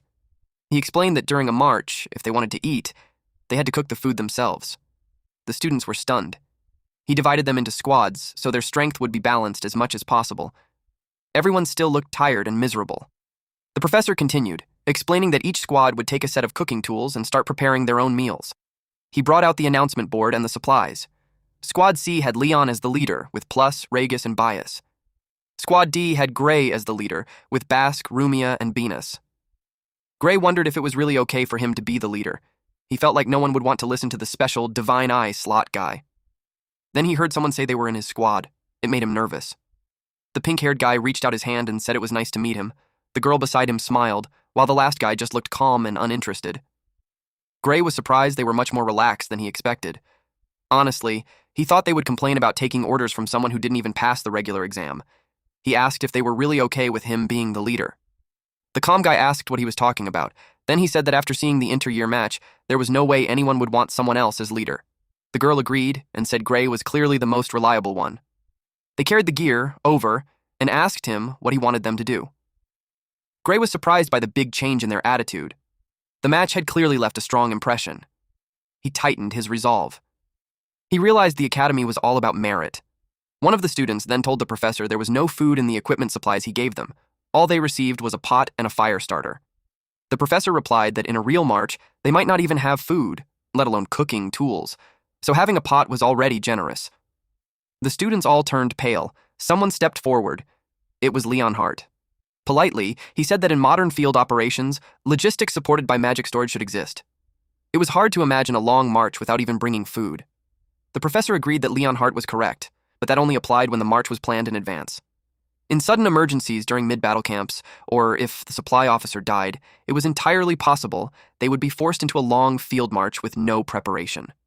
He added that magic storage bags were extremely valuable items. Unless they were part of a large-scale unit, they would have to carry their own gear on their backs, just like they were doing now. And when that happened, he asked them, did they want to die without being able to do anything? The professor's eyes turned completely black. The students felt the weight of his words. Leonhard apologized. Gray had already confirmed that magic storage bags were truly rare. He had accepted one before, thinking it was just a fancy sword bag. The professor then lightened the mood with what he called good news. He told them the forest was full of monsters. During the march, they had been using monster-repelling magic, but he would now remove it. In other words, they wouldn't have to worry about finding food. He wished them good luck. He released the monster-repelling magic. It shattered like glass. A frightened student suddenly pointed at something on a branch. The pink-haired guy turned to their leader and asked Gray what they should do. Gray answered that their only option was to hunt monsters. He had been paying attention during the march. From the footprints and droppings he saw along the way, he figured the forest mostly had small to mid-sized monsters. They should be able to handle them with just swords. Everyone tensed when they realized they would soon be fighting. The female member assumed that finding a monster in the forest would be a huge pain. Gray told them that if the monsters were carnivorous, it would actually be easy. They could simply walk around until the monsters noticed them and came over. The pink-haired guy was clearly not a fan of using themselves as bait, but Gray pointed out that if they stayed where they were, they would just compete with other squads for prey. It would be better to move deeper into the forest. He added that if they truly didn't want to fight monsters, they could always search for bugs or snakes to eat instead. He explained that bugs were definitely an acquired taste, but snakes were actually pretty decent if cooked properly. In forests without monsters, knowing how to survive on that kind of food was important. The female member looked completely horrified. She quickly declared that she would rather hunt monsters. After all, they were in a forest full of them. The calm guy said he was fine with whatever Gray decided, since Gray was the leader.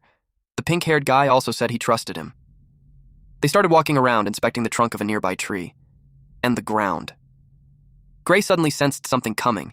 He warned everyone, but they just looked confused. Then they heard rustling from the bushes. The pink-haired guy's face went pale. A large bear monster suddenly burst out of the bushes. Everyone panicked when they realized Bask was the closest one. Bask froze the moment he saw the real monster. It was far faster than he expected. When the monster attacked, he quickly ducked. He realized his body had moved on its own. After all, he had passed the academy exams and endured brutal training. He wasn't someone who should be underestimated. He swung his sword and slashed the bear monster, showing the combat skills taught at the World Union Academy. Blood sprayed from the wound. Bask felt relieved when he realized he could actually handle it, but his relief didn't last long. The bear monster suddenly lunged, ready to bite his head off. At that moment, Gray cut off the monster's paw. Bask stared in shock when he saw Gray beside him. Gray landed smoothly on the ground. His sword was already lodged deep into the bear's neck. The bear tried to swipe at Gray with its remaining paw. The claw rushed toward him, but Gray had already seen it coming. At the last second, he swung his sword and cut the bear's head clean off. The head dropped to the ground. Bask's sword slipped from his hand and fell beside him. The three others just stood there in shock. Gray calmly slid his sword back into its sheath. He shook his hands and muttered that the monster's bones were surprisingly tough. Then he reached out a hand to Bask and asked if he was okay. Bask nodded and thanked him for saving his life. Gray told him that monsters often kept moving, even after receiving fatal wounds. Instead of focusing only on killing them, the priority should always be avoiding their attacks. Bask admitted he had just learned that lesson the hard way. They all realized something important. Fighting monsters was completely different from training against people. The sun had already set by the time they finished setting up the boiling pot. Bask commented that the bear meat actually tasted pretty good. Gray explained that monster meat could taste completely different depending on the species. Some tasted great, while others were terrible, or even poisonous. He advised them that whenever they went on expeditions, they should always research the monsters in the area first. And if they ever had to forage somewhere unfamiliar, he recommended hunting boar-type monsters.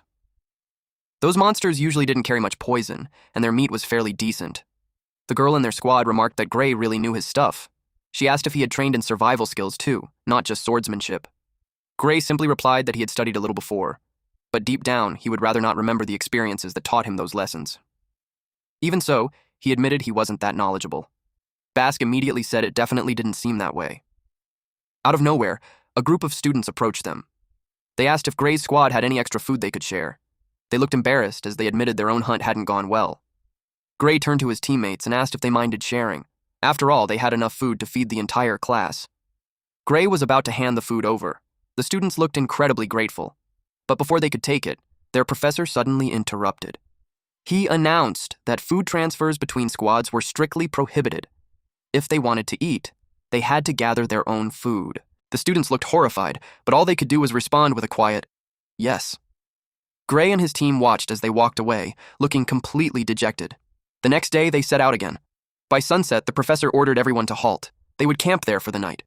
From that point on, they would begin a field camping exercise. The students were relieved to finally get some rest. Gray's teammates were also exhausted. Still, they comforted themselves with the fact that they had eaten properly, which already put them ahead of most squads. But since it was still training, they worried they would have to gather food again. Fortunately, the professor announced that for this camp, portable rations and personal tents had been prepared for everyone. Squads would remain the same as during the meal training exercise. He instructed them to collect their supplies and set up their tents and campfires at the designated locations. Then he added one more detail. At night, they would simulate surprise attacks. Each squad had to decide their own watch rotations.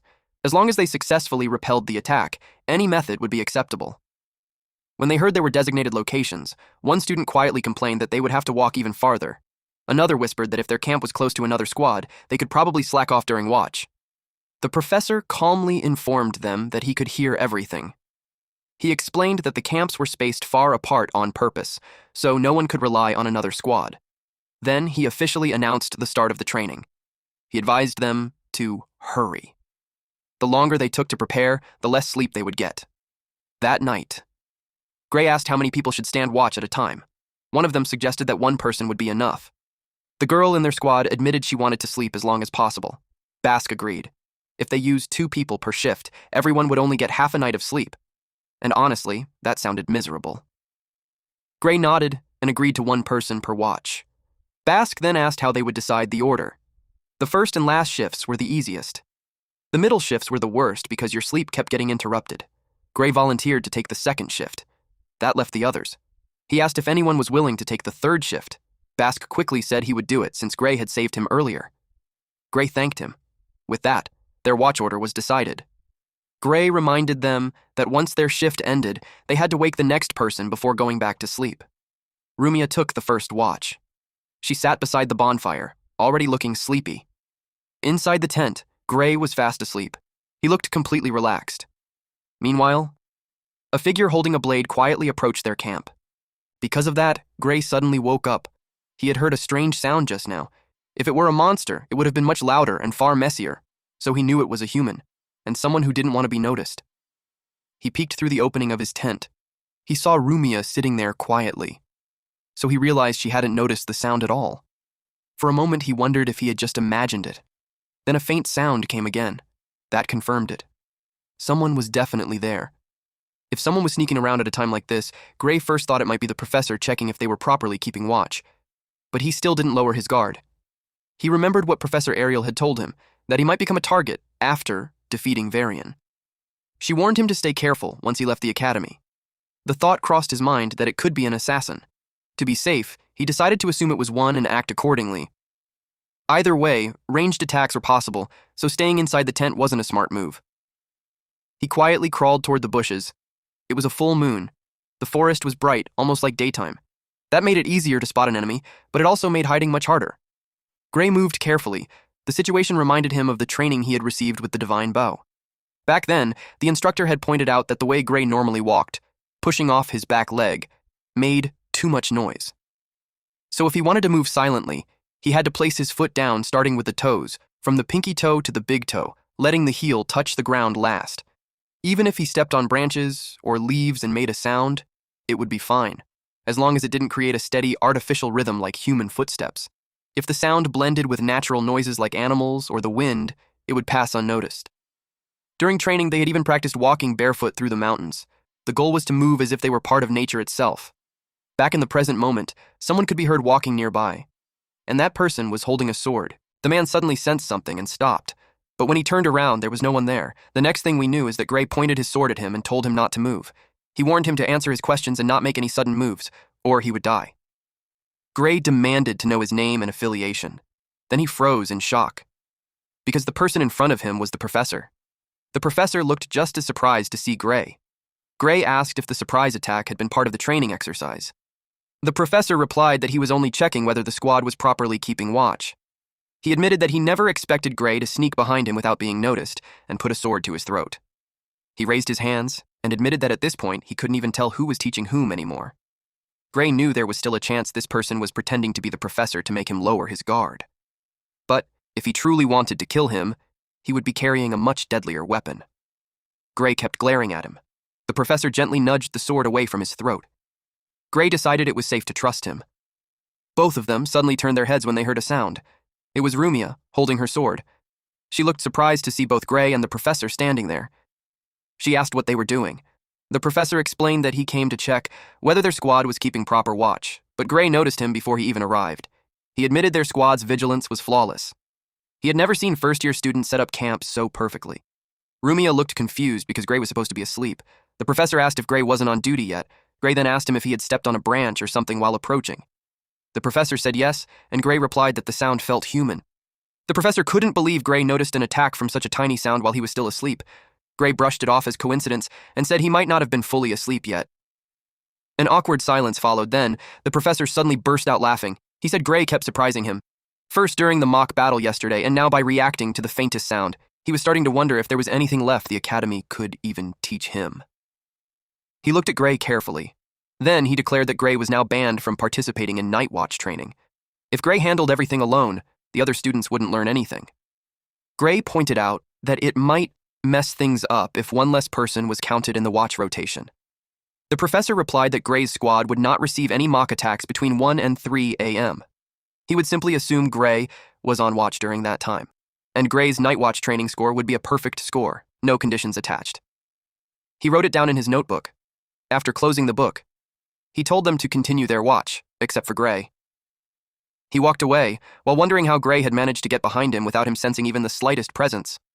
For a moment, he wondered if Gray had once been part of some elite stealth unit. But that would be impossible at Gray's age. And yet, the level of skill Gray showed was undeniable. It made the professor wonder who Gray really was. The students continued their march. All of them looked half asleep. They hadn't slept at all because of that alert drill. Gray didn't look sleepy at all. One of the students suddenly tripped over a branch. As they kept going, more of them started getting tired. They continued marching until sunset. Since it was almost evening, they decided to set up camp for the day. When one student heard that, he quickly asked if they could finally rest. Another student muttered that if they were camping that early, there would probably be some insane training added on top. The professor told them to relax. The training for that part was already over. The sleeping tents had already been set up for them. They were told to take it easy until the food was ready. The students rushed toward the tents like a group of exhausted zombies.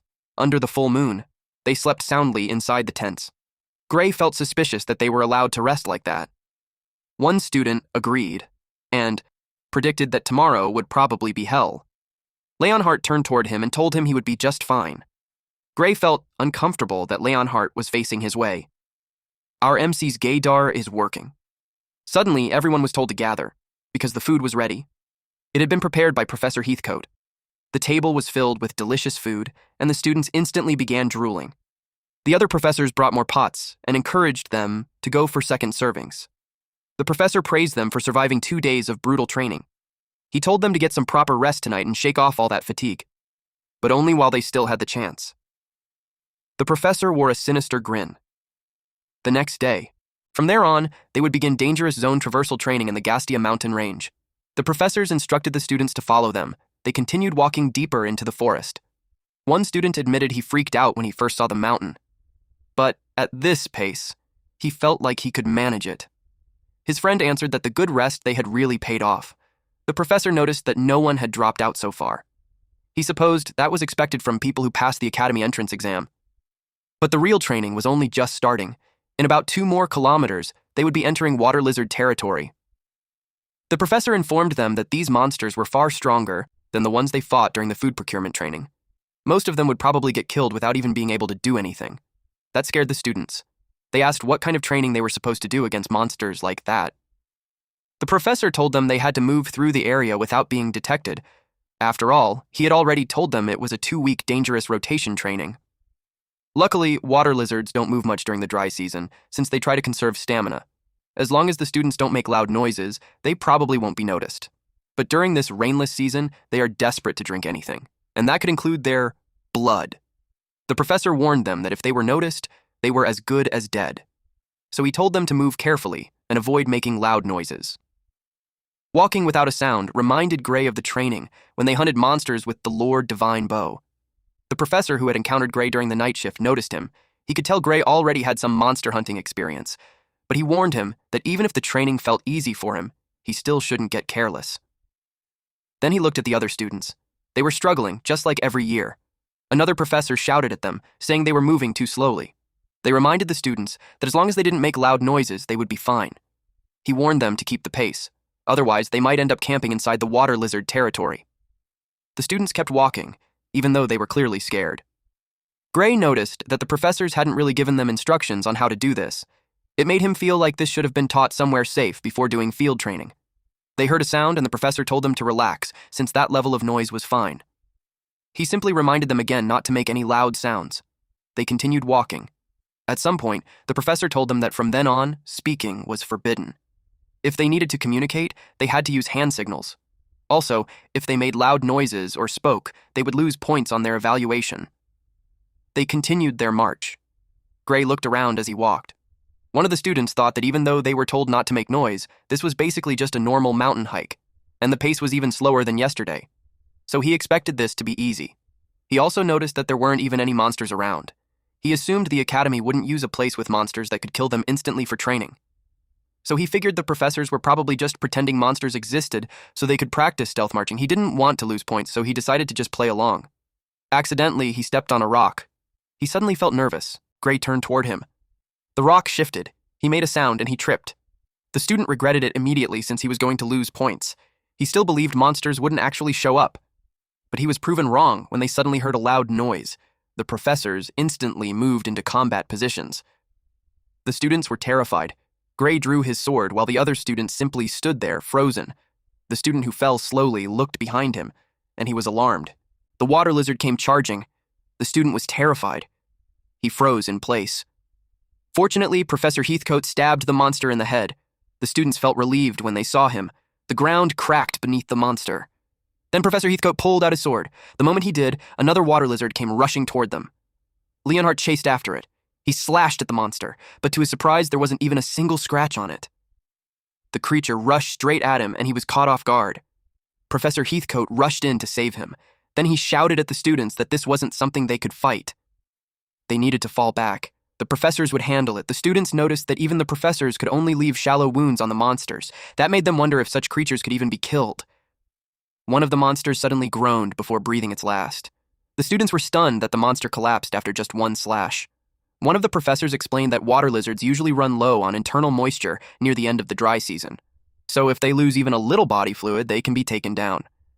A student asked what would happen if they encountered them during the rainy season. The professor let out a sigh. He warned them that if they didn't want to become water lizard food, they should never come to places like this during the rainy season. That's why this march training only happens after confirming there will be no rain. He added that the only reason they could talk right now was because the nearby water lizards had already been cleared out. If they hadn't, they would all be dead. They resumed their march. The students continued climbing despite their exhaustion. After stabbing another monster, Professor Heathcote announced that the climb was over. He praised them for their hard work. The students looked completely drained. Even Leonhardt was breathing heavily. Someone asked if he was tired.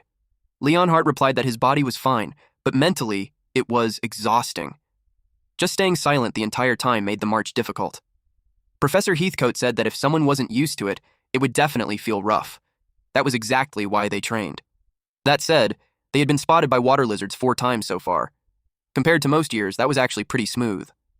He asked if anyone had questions before they moved on. Once they passed through the monster territory, they wouldn't be able to talk again. Gray said that something had been bothering him. The professor asked what it was. Gray said he noticed a cloud in the distance that seemed to be slowly getting bigger, and it was upwind from their position. The students had no idea what he meant. Professor Heathcote told him he had a sharp eye. He asked Professor Rent if clouds normally formed during this season. Professor Rent replied that it should be impossible, and he agreed that the cloud did appear to be getting bigger. Professor Heathcote decided to turn back. He canceled the training. He told everyone to move out so they could leave the water lizard territory as fast as possible. One professor argued that they should keep going. He mocked Professor Heathcote for stopping the training because of one tiny cloud. Professor Heathcote explained that a cloud appearing during this time of year was already abnormal. Student safety mattered more than continuing the training. A female professor stepped in and said that Professor Wormel had led this expedition training for years, so they should trust his judgment. Professor Heathcote tried to argue. So Professor Wormel advised him that if he was worried about the cloud, they would simply increase the marching pace a little. He reasoned that it was a good opportunity for training. He instructed all the students to follow him like their lives depended on it. Based on their training results so far, he expected them to be able to keep up. He told them not to fall behind, since they had no time to fight the lizards, and no matter what happened, they must not make any loud noises. That night, the rain began to fall. The students continued marching. Professor Heathcote could tell something was clearly unnatural. Rain falling during that season was strange enough, and the air in that area shouldn't have had enough moisture to form a cloud that big. That led him to suspect that the rain was artificial. Professor Wormel commented that it had really started pouring. He wondered why it was even raining during that season. Gray called out to him in a low voice, but Professor Wormel answered in a loud tone. That made Gray question whether it was really safe to be talking so loudly in a place like that. When the professor realized what he had done, the water lizard was already behind him. The water lizard charged at them. Professor Wormel was about to turn toward it, but it was already too close. He managed to dodge its claws and struck back with his sword. The water lizard's arm was cut, and that only made it angrier. It swung its tail at him. He braced himself for the impact. But, at the last moment, he managed to stab its tail. Even so, the force of the tail still threw him away. He crashed into a tree, and the impact exploded through the trunk. The students became worried for him. He tried to stand up even though his body was trembling. Gray knew a professor's reflexes should normally be fast enough to dodge something like that, yet he was badly hurt. He wondered if Professor Wormel had been too focused on counterattacking. The students were horrified by how fast the water lizards were. They wondered if the monsters were always that quick. Even though they had heard about it before, seeing it in person proved that they moved far faster when they weren't dried out. Professor Heathcote told the other professors to stay focused, and they charged at the monster together. The water lizard rushed toward them as well. The creature started bleeding from the scratches, and one professor slipped behind it. But the monster's tail whipped around and sent him flying. The professor crashed into the ground, and the water lizard rushed straight toward him. But someone suddenly moved faster than anyone could see. It was Professor Heathcote. He cut the monster into pieces in a flash. The other professors were relieved that they somehow managed to kill it. But not even a professor had escaped that fight without injuries. One professor said they couldn't continue the drill like this. Another professor pulled his sword out of the monster's body. Professor Wormel then declared that the drill was cancelled. He told the female professor to cast an emergency teleportation spell. He assumed she had already prepared it, but she told him she had been trying to cast it for a while now, and it simply wouldn't activate. He asked if anyone else there could cast it. Another professor said he could try, but he was also having trouble casting it. It was clear that their teleportation was being blocked. Professor Wormel suddenly realized something. It wasn't just teleportation that was blocked. The rain was part of it too. It looked like someone had deliberately targeted their expedition. And he believed that was very likely. Professor Wormel asked what they should do now. The other professor said that breaking through the water lizard territory in that rain would be suicide. The only thing they could do now was set up camp and hope the rain stopped. Professor Heathcote said there was a good chance the rain was artificial. He asked if it would actually stop at all. The female professor replied that their chances of surviving were still better if they stayed where they were rather than fighting water lizards again with their current strength.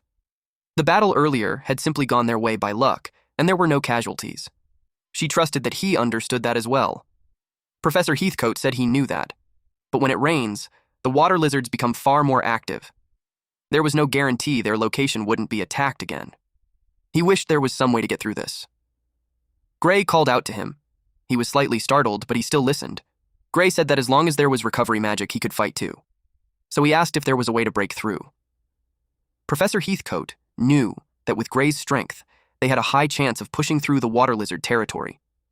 But he was worried whether Gray's body could endure it. Gray pointed out something he already knew. Even if they stayed there, no help would come. So it was better to try breaking through than sit there waiting to die. Even with recovery magic, Gray would have to use that power more than once in a single day. Professor Heathcote asked if he understood that, and Professor Ariel firmly said he must never do that. Gray replied that it would simply be good practice. As long as they made it back to the academy, there would be plenty of skilled healers waiting. Professor Heathcote pointed out that Ariel wouldn't have warned him if it were something that recovery magic could easily fix. He asked if Gray truly understood that. Gray then asked if he had any other way to get the students back safely. The students stood there waiting, their eyes full of hope. Professor Heathcote was about to argue, but Gray cut him off. He asked if he was really going to let everyone die there just to protect him. Professor Heathcote froze. He remembered what Professor Ariel once said. Gray would willingly sacrifice himself if necessary. That was what made him strong, and that was exactly what worried her. She had begged him not to let Gray do something irreversible. He had agreed to that. Now he had to make a difficult choice. And when he looked at the students, he apologized to Gray and asked him to lend them his strength. Gray was about to respond when someone interrupted them. Professor Wormel told them not to make decisions on their own. He said that Gray may have performed well in the competition, but trusting everyone's lives to a single student was a joke. Professor Heathcote explained that with Gray's power, he could handle a water lizard by himself. He could vouch for it because he had seen it many times during training. That was why he wanted to take a chance and believe in Gray's power. Professor Wormel objected to their decision. He ordered Professor Galak to use communication magic to send a rescue request to the Academy headquarters. He believed it was safer to call for reinforcements than to attempt escaping on their own. Professor Galak replied that he had already sent the request. It seemed their communication magic was being jammed, but the message should still have gone through. Professor Wormel was pleased with how quickly he acted. Then he pointed out to Professor Heathcote that moving on their own would only increase the risk. He asked if he was seriously planning to put the students in danger. The students looked at him with hopeful eyes. Professor Heathcote glanced at the dead water lizard before asking them how many times they thought they would be attacked by water lizards before reinforcements arrived. Professor Wormel answered that he didn't know, but he still believed it was safer than wandering outside the secure zone. Professor Heathcote tried to argue, but Wormel insisted they keep their voices down since other monsters might catch their scent through the sound. That made Professor Heathcote frown. So they waited there, in the rain. The students grew more anxious. The professors stayed on high alert. Gray also watched the surroundings carefully. Meanwhile, Professor Wormel casually rested under a tree. Then suddenly, a loud noise echoed through the forest and terrified everyone. Professor Heathcote immediately prepared himself as the monsters approached. Gray quietly said they were ready at any moment. Heathcote told him that if things turned bad, he should step in. Gray nodded. The professors charged toward the incoming monster. They surrounded the water lizard and slashed at it from multiple sides. One professor was struck by its tail. As he fell to the ground, 2 swords rushed toward the water lizard. Those professors struck the monster down. It let out a loud screech before collapsing. The professor who had been hit bragged that they could handle it just fine, but the professor who healed him said that wasn't exactly true. The other water lizards had already heard the fighting, and they came rushing over. Gray remained on standby. He unsheathed his sword. He noticed Leonhardt and several other students had done the same. Professor Heathcote said it was their duty to protect the students, so they should watch closely how professors from the World Union Academy fight. His expression turned serious. The professors moved into action. Leonhardt was struck by how strong they were. Even against 2 enemies, they were handling it perfectly. Now he truly understood the power of the professors. Professor Heathcote told the others to focus on thinning their numbers by taking one monster down first. He charged forward. The water lizard tried to claw him, but it was caught off guard when someone slipped behind it and stabbed it straight through the chest. The students cheered when they saw the attack succeed. After that one was dealt with, only a single water lizard remained. Leonhardt quickly checked everyone's condition. The professors had barely taken any damage. That made him believe they could finish this. Professor Heathcote and another professor then charged together. But while they were moving forward, 2 men quietly slipped behind them and tried to stab them from behind. One of them was Professor Wormel, but to his shock, the hand holding his sword was suddenly cut off, just as Gray had expected. And the professor with the glasses screamed loudly when he was struck by the blade. Professor Wormel also screamed in agony after losing his arm. The professor standing beside Professor Heathcote turned toward them. They were crouched on the ground, trembling in pain. He then turned his focus back to the water lizard. Professor Heathcote smiled and thanked Gray. Now he and the professor beside him moved to keep the water lizard occupied. After a while, the water lizard was finally brought down. Then they demanded an explanation from Professor Wormel. Professor Heathcote questioned the 2 of them. What exactly were they trying to do? Gray also stared at them coldly, waiting for their answer. Professor Heathcote pressed the two professors and demanded to know what they were trying to do. Professor Wormel claimed he was only trying to fight the water lizard and that Gray suddenly cut off his arm. The professor with eyeglasses, Wormel's ally, shouted to arrest the criminal at once. But the professor who had fought beside Heathcote earlier cut him off and called him pathetic. He pointed out that most people there had already realized the two of them were trying to kill everyone. The swordsmanship students weren't blind enough to miss something that obvious. He asked the students if he was right. They all nodded. The professor with eyeglasses was cornered. Professor Heathcote explained that assassination and kidnapping attempts against Academy members weren't exactly rare. Their organization had many enemies, and many people there were worth a lot. Basically, Professor Wormel planned to hide his attack during the water lizard fight, kill a professor, then once the guards were gone, kill the students or kidnap them for some shady job. The students were horrified when they heard that. Professor Heathcote said they survived because of Gray. He thinks fast.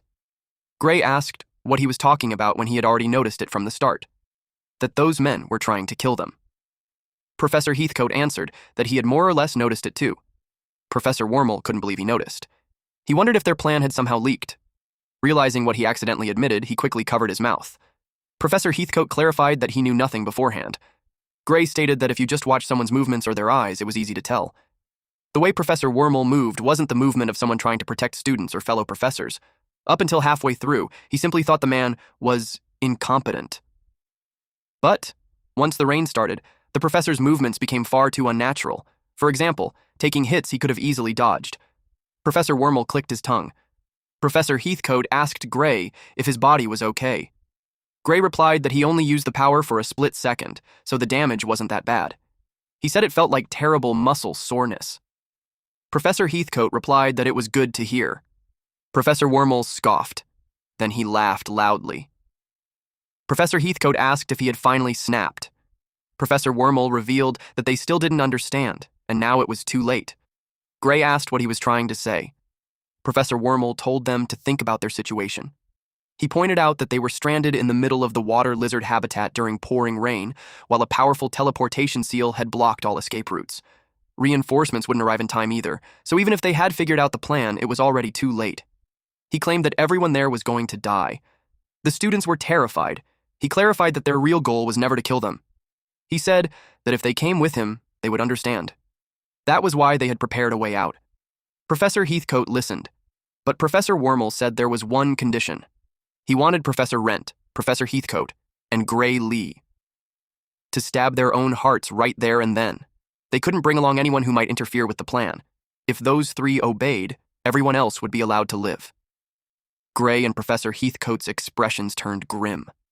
Professor Wormel mocked them, saying they hesitated because their own lives were too precious. In the blink of an eye, Gray vanished from Heathcote's side. He pointed his sword at a professor who had been trying to attack in secret. He told him not to move. Everyone realized how fast he was. He had instantly moved behind that man. Professor Wormel asked if he thought taking a hostage would help. It was Professor Galak. Gray knew he could use teleportation magic. Sneaking teleportation interference and communication jamming devices into the academy without notice would have been too difficult. But if the professor in charge of magic was on their side, then making communication and teleportation unusable would be easy. Gray lightly dragged his sword across the professor's neck, and blood began to drip. Professor Heathcote commented that Gray was too sharp for a student. Professor Galak begged Heathcote for help, but to his surprise, a sword was pointed at his eye. Professor Heathcote ordered him to activate teleportation magic at once and send every student and professor there to the base of the mountain. If he refused, Heathcote would gouge out one of his eyes. And if he still refused after that, he would take the other one. After that, he would start cutting off his fingers, 1 centimeter at a time. Gray warned him not to send them anywhere else and not to leave anyone behind. If he made even the slightest suspicious move, Gray would take his head. Professor Wormel shouted at Professor Galak not to dare use teleportation magic. Professor Galak did not move, since he was refusing. Professor Heathcote had no choice. He charged at him. Professor Galak let out a squeaking sound. He ducked and placed both hands on the ground, and activated a teleportation spell. A magic circle appeared beneath everyone standing there. Back in the academy, a golden glow appeared in front. Out of nowhere, all of the students were instantly teleported. The professors inside the academy rushed out and asked what had happened. They were surprised to see the first-year swordsmanship expedition squad. One professor asked what was going on. Heathcote explained that while training in the water lizard habitat, they encountered an extremely dangerous anomaly and declared an emergency. He shared that the cause was an assassination attempt organized by faculty members, including the 2 magic professors who accompanied Professor Wormel. The students testified that it was true. Leonhardt added that the entire squad could have been wiped out, but Gray and Professor Heathcote saw through the scheme and saved them all. The young professor couldn't believe it. He didn't know what to do. The older professor ordered everyone to stay where they were. Then he asked if anyone was seriously injured and needed immediate treatment. He looked around and saw that no one seemed to be. After that, handcuffs were brought out. Everyone had to be placed under temporary restraints. It was to prevent any informants from covering things up or escaping. After that, everyone was questioned. Their files were reviewed as well. Gray gave his testimony. Other students were questioned one by one. Even the professors went through the same process. And the last one to give testimony was Professor Wormel. After that, the students and Professor Heathcote waited. The judge ordered silence. Headmaster Alexandro led the jury and was about to announce the disciplinary ruling regarding the attempted assassination and kidnapping of the first-year swordsmanship expedition squad. He stated that the incident was orchestrated by Professor Wormel, the expedition supervisor and ringleader, while Professor Balin, the deputy supervisor, acted as a co-conspirator. They were also assisted by 2 magic professors assigned for emergency response. Those were Professor Galak and Professor Rant. Within the fabricated pseudo-closed environment they created, they attempted to murder and abduct the students. He stated that Professors Wormel, Balin, and Rant consistently acted to carry out the criminal plan throughout the entire incident. There were no mitigating circumstances to consider. Therefore, under Academy law, the 3 of them would be sentenced to death. In addition, to investigate their connections and possible accomplices, the interrogator was granted unlimited authority for interrogation and torture. Once that process was complete, the executions would be carried out. Headmaster Alexandro warned that they would not die easy deaths. The professors were terrified. Professor Wormel begged to be spared. Everyone felt fear from Alexandro's overwhelming aura. This made Professor Wormel try to run away, but someone stopped him by grabbing his head and slammed him into the ground. Professor Rant shrieked when she saw his condition. Alexandro was so furious that the veins on his face bulged. He ordered the guards to take them away. The guards followed his command. Professor Galak was nearly just as guilty. But at the final moment, he abandoned the plan and helped the students escape. That alone was enough for a reduced sentence. Therefore, after interrogation, he would be allowed to live as a member of the convict corps. He replied yes. Leonhardt looked disappointed that he was not being executed. Heathcote explained that he still helped rescue the students at the last second. If he cooperated, they would sometimes spare a life to minimize collateral damage. Although, living was not always the better outcome. Gray and Heathcote walked together. Heathcote remarked that Gray went through something like this right after enrolling. Gray answered that he was getting used to being dragged into incidents, but he never imagined so many criminals were hiding among the Academy's professors. Heathcote agreed, since it was hard to believe this was supposed to be the world's greatest educational institution. Gray admitted it was nothing like the image he had before arriving there. Heathcote said he expected that. He explained that some people said the World Union Academy was not really an educational institution at all. They said it was more of a selection facility. The students were already strong when they were gathered there, and the graduates were excellent simply because they started that way. They also claimed the professors themselves did not have that much power. He wondered what Gray thought. Gray admitted he had wondered the same thing. Heathcote could only apologize. Gray added that there was only one thing he was certain of, that he had grown stronger since coming there. He was far stronger now than he had ever been back in the village. He said they might not be right to trust the Academy as an organization, but he was certain there were teachers there they could trust, and he believed that was enough. Heathcote sighed and commented that he did not sound like a student. Still, he reminded Gray that the Academy's training would only become truly brutal from there. Everything he had done so far was only light conditioning, basically a warm-up. He placed a hand on Gray's shoulder and told him that he would grow much stronger from then on. Gray answered that it was the plan. A few days after that, the professor praised the students for their performance during the field march training the other day. He acknowledged that there had been many irregular situations, but with that march, they had officially completed their basic physical training. From then on, they would move into the next phase. Before explaining what came next, he first showed them the goal they were expected to reach. Professor Rent stepped into position. He took one step and slashed the target. The shards scattered everywhere. He explained that the steel stake was 145 millimeters in diameter. If they could cut it cleanly in a single strike, they would qualify to advance to their second year. If they failed to achieve that by the end of term, they would be expelled. The students were terrified. He shared that every year, around half of the students failed to cut it and were expelled. One student asked what would happen if they got expelled from the academy. He answered that very few students graduated from the World Union Academy in the first place, so they didn't need to worry about it too much. He pointed out that their path after expulsion depended on what year they left. If they were expelled in the first year, they were usually transferred to a regular academy in their home country, and they would likely skip grades again and again as top students. The hierarchy would somewhat look like this. The weakest students from the World Union Academy are already considered as top elites compared to other academies. If they chose to work instead of transferring, they would often join a royal guard as elite swordsmen. A student asked if they could really join a royal guard right after being expelled. Professor Rent pointed out that they had already stopped being normal in the eyes of the public the moment they were accepted into the World Union Academy. Basically, they only seemed lacking compared to the monsters inside the academy, but they were still top-tier talent. Of course, they would still need real combat experience. Gray realized the gap between the academy and the outside world must be insane. It's just like what his master Arya told him last time. The professor suggested that instead of worrying about expulsion, they should focus on cutting the target. The students doubted it was even possible to cut through something like that. He handed a sword to a student and urged him to try it himself. The student stepped into position. He struck the target, but to his surprise, the force pushed him backward and he lost his grip on the sword, and he screamed, "Ouch!" so loudly that nobody could ignore it. His hands were left trembling. Professor Rent said he already expected the student would fail to cut it, but letting go of the sword was unacceptable. He lectured that a swordsman must always keep their blade in hand, even in death. Gray asked if there were any restrictions on what sword they could use.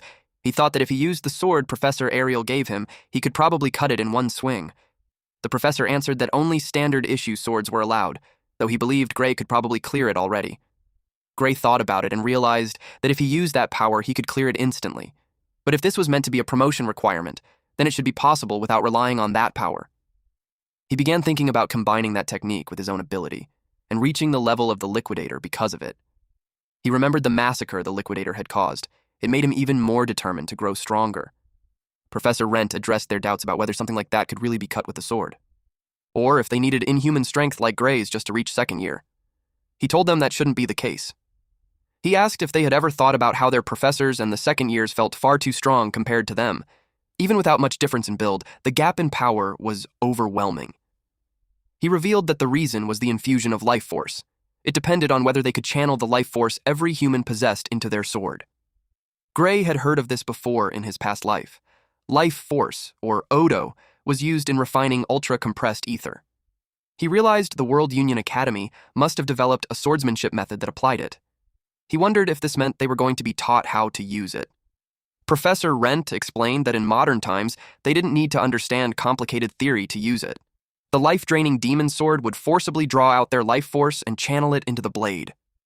Once they became used to the sensation, they would be able to infuse life force into a normal sword as well.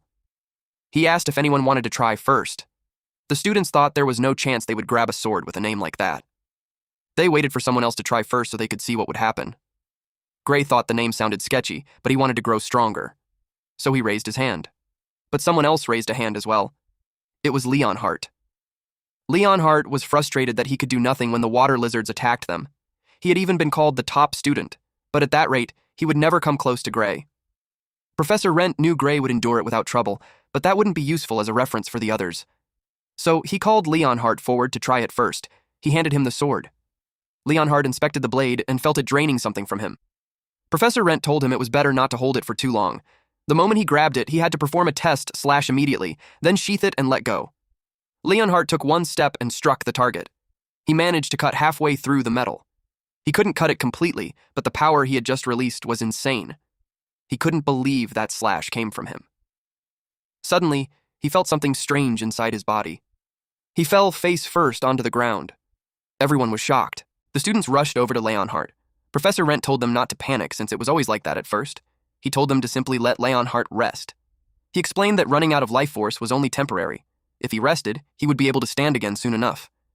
He was impressed that Leonhart had not let go of his sword, as expected of the top student. Since they were already there, he asked Gray if he wanted to give it a try. Gray replied yes. The students couldn't believe him. He had just seen what happened, yet he still didn't hesitate. One student said it wasn't just his skill. His resolve was on a completely different level. Gray unsheathed the sword and took his combat stance. He could feel it draining his strength, so he knew it wasn't something he could endure for long. He was ready to begin. He struck the target with tremendous force, but he couldn't cut through it completely. He realized it was nothing like drawing a normal sword. It felt as if all the blood in his body was freezing. Now he understood what it meant to have his life force drained. He placed the sword back into its sheath. Professor Rent was amazed. It was the first time he had seen a first-year student who didn't drop to their knees. He remarked that there was a difference in quality. Gray realized he could endure more than expected, and he credited Professor Heathcote's training. He also thought that being constantly wrecked had made his body get used to taking damage. Very inspiring logic. Professor Rent asked if he could do it one more time, and Gray was willing to try. Gray struck again, but nothing happened. He already believed it was impossible. His eyes were already unfocused, and he could feel his consciousness slipping away. He hoped he could at least sheathe the sword. He managed to close it. Then he fell. Professor Rent admitted he had only been half joking, and he didn't expect Gray would actually go through with it. But now he understood how Gray had reached that level of strength at such a young age. They laid Gray and Leonhardt side by side. While waiting for them to recover, Professor Rent decided to speak with the class. He told them that swordsmanship using life force was insanely powerful. Even someone holding the sword for the first time could damage a steel stake to that extent. And yet, despite how powerful the technique was, the only proper institution that taught it was the World Union Academy. No other national academies taught it. They wouldn't even hear about it in local sword dojos. He asked if they knew why that was. One student guessed that if they overused their life force, they could die. Professor Rent informed them that no one had ever been killed by the sword. Once they lost the strength to swing it, the sword stopped draining their life force. The students were still hesitant. Leonhardt woke up and answered that maybe the sword was rare or something. Professor Rent agreed that it was a rare sword, but that wasn't the main reason. There were around 30 of them in the academy, and others like it existed outside the academy as well. In the past, people used these swords for training, and that led to countless deaths. So they stopped using them outside the academy. One of them said that even if the sword didn't drain them dry once they could no longer move, an enemy on the battlefield would still kill them. It was Gray. He had woken up too and continued by saying that if they wanted to use this power in real combat, it was vital that they could still move after swinging it, and basically no one outside the academy could do that. Professor Rent replied that it was the perfect answer. He added that being able to activate it once was basically meaningless. They could only say they had mastered the power when they could use a life force sword as naturally as breathing. If they couldn't do that, then they wouldn't be using the power. The power would be using them instead. That was how countless swordsmen lost their lives. The students were worried that they were about to train with something dangerous. They asked if all the second years could use it, which was exactly why they had to learn to use that power like it was nothing. They would be using those swords in the next training session. They were also free to practice outside class, as long as they didn't pass out and arrive late for their other classes. A very thoughtful rule. The class was dismissed. Gray realized he had to figure out how to use that power normally. He thought that if he collapsed after one use, then he was useless, and the same could be said for his own ability. Every time he used that power, he would collapse. He even needed a healer afterward. So at the very least, he wanted to make sure one of them could be handled properly. It made him think that coming to the World Union Academy had been the right choice. There was no better place to grow stronger. He became curious about what would happen if he combined this skill with his own power. Moments later, we see a target was set up. This was in the second training ground. Someone noticed the metal target had been slashed all over, but it still hadn't fully fallen. This was Gray's doing. Gray had learned he needed a 3-minute break after every swing. With that method, his life force recovery could barely keep up with the drain. It was insanely inefficient training, but he felt like he was finally starting to understand it. He thought about trying a normal sword, because if he kept going without breaks, he would collapse again. But he didn't want to lose the feeling while it was still fresh in his body. He was about to draw his sword when someone told him to wait. He asked if something was wrong. The man told him Professor Ariel wanted to be there the first time he used the life force sword on his own. So he had to wait while the man went to call her. Gray said he understood, but he knew she was busy, so he asked if she really needed to be bothered over something like this. The man answered that she had already predicted Gray would grasp it today, so she cleared her schedule in advance. Gray said he understood and told him to go ahead. Gray knew she predicted it because of her divine eye. A few minutes later, she arrived and apologized for keeping him waiting. But Gray noticed someone. She had someone with her, so he asked who it was. She explained she brought her along to heal him just in case something went wrong, since Gray had built up a lot of fatigue. Gray said he would count on her if that happened.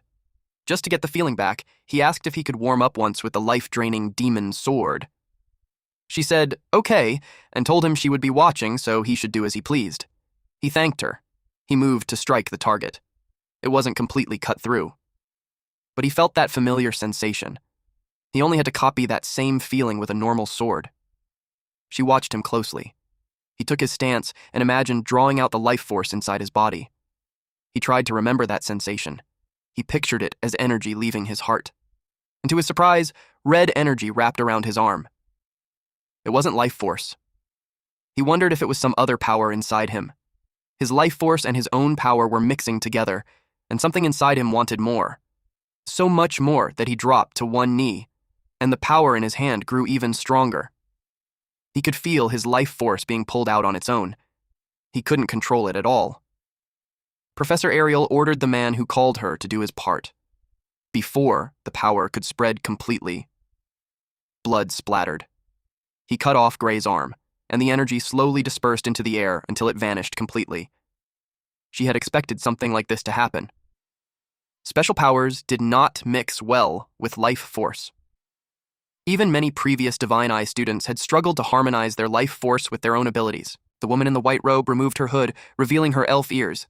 She was Rafa Elixir, the professor of healing magic studies. She healed Gray while saying that the power she had just felt was far too abnormal. She stopped the bleeding. Then she activated a unique healing spell called Forced Regeneration. From the shoulder, a bone began to form. Then it was covered with muscle. Eventually, she fully restored the arm. Professor Ariel was truly impressed. Rafa replied that she was glad she had switched to healing after Ariel recognized her talent. She told her that Gray would wake up in a few hours and to call her if anything happened. Professor Ariel thanked her. Later that night, Gray slowly opened his eyes. He was in a dark room. He asked where he was. Someone noticed he was finally awake. Professor Ariel was sitting by his side. She asked if he could remember what happened. He answered that when he tried to activate the life force sword, the power in his arm went out of control. His life force was sucked out. Then the assistant cut off his arm to stop it. After that, he could not remember anything. He was horrified when he saw that his arm was back. She told him that his memory was intact. And if she was honest, that was what worried her. He asked what she meant, but she simply shoved an apple into his mouth. He asked if she had known that would happen. She clarified that not this exact situation, but something similar had happened before. Gray was puzzled. She revealed that it happened when Amy White tried to use life force. That was why she decided to be present when he used it. Gray could not believe that even the Sword Saint had gone through that. He asked what happened with Amy White back then. Professor Ariel explained that Amy could not withstand the mixed power, and her arm exploded. Gray was speechless. She added that, on the bright side, they did not need to cut it off themselves, but the shock she suffered was severe. Even now, Amy still felt uneasy about using life force. Gray asked if that meant Amy could use it already. She replied that it had taken a lot of effort. This made him wonder how they managed it back then. She told him they used a kind of contract magic to suppress her power. Amy trained while the contract was gradually weakened. Eventually, she reached the point where she could use life force separately without it. He could not believe contract magic could do something like that. He asked if it meant he could use the same spell. She answered that it would not work. Contract magic was not suited for suppressing that abnormal power. Even Amy's power pushed the spell to its limit, and it barely lasted 3 minutes. With Gray's power, he would be lucky to last half a second. He felt disappointed that he could not use the same method. She apologized because she could not find a clear way for him to use life force. His power was far too irregular, and there was no precedent or reference technique for it. He asked if that meant he could not use life force at all. She answered that it was not the case. Once he trained enough, he should be able to use it. Like with the life-draining demon sword, he would need to train himself until he could draw out only the life force. But she had no idea how he could even train to reach that level. If he tried using life force without control, it would go berserk like earlier. And if it went out of control every time, he would not even be able to practice. He suggested they cut off his arm every time it went berserk, then simply have someone heal him. If they could arrange a healing mage, he believed he could train without holding back. She was stunned by his idea. She said she could arrange a healer, but first she had to ask if he was truly sure about this. She suggested he could simply choose not to use life force at all. Since his own power was already stronger than the sword, if he could use that, he could pass the promotion test even without life force. He clarified that his goal was not just reaching second year. If there was even the slightest chance to grow stronger, he would take it. She had already expected that answer. She arranged a healer and assigned someone to handle the cutting. His plan was to keep swinging the life-draining demon sword to sharpen his sense for drawing out life force. After that, he would need the healer and someone ready to cut off his arm. She understood and said she would instruct the supervisor to sever his arm immediately if anything happened. She informed him that regrowing it might take until the next day, but at least he would not lose his life. The training was on a level beyond anything she could imagine, but she was rooting for him. Gray thanked her. The next day, the other students complained that this training sucked. They felt like they were starting to get the hang of it. But using a sword that only worked every few swings was insanely inefficient. It had been 30 minutes since they started, so they decided to wrap it up. They knew they would destroy their bodies if they pushed too hard. But then they noticed Gray was still training. Gray had not gone down yet, so the student said his stamina was on a completely different level from theirs. They also gossiped that they had seen him on the training grounds that morning. Another student could not believe he had been swinging that life-draining sword since morning. They had to stop and think about that. And they concluded the student who saw it must have imagined things. And Gray had probably just started a little earlier than them. They were already wrecked after 30 minutes. So they thought that if Gray had really been at it since morning, he would be dead. Very scientific conclusion.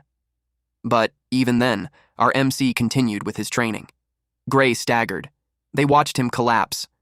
Gray thought that if he just kept swinging the life-draining demon sword, he would eventually get the feeling for it. But he was learning nothing at all. He muttered that it was not even the method the professor had taught him. It was just some sloppy, self-taught training. He wondered if he could really learn to draw out only life force. He remembered the liquidator and realized this was not the time to doubt himself. He was determined to keep going until he succeeded. He closed his eyes and focused before drawing his sword. Then he took a step and slashed the metal. To his surprise, it cut clean through. It was the first time he had completely sliced through a brand new pillar. He had been thinking of a plan, but when he looked at his hand, he realized he had been using only a normal sword. Thanks for watching, bros. If you enjoyed this update, make sure to drop a like and hit subscribe so you never miss the next chapter we upload here on Manhwa Updater. New episodes from the main Manhwa dealer channel will always land here every week, so stick around and stay updated. And hey, if you want more fire stories, check out the latest upload on the main channel right after this. As always, stay cool, stay awesome, and I'll see you in the next one.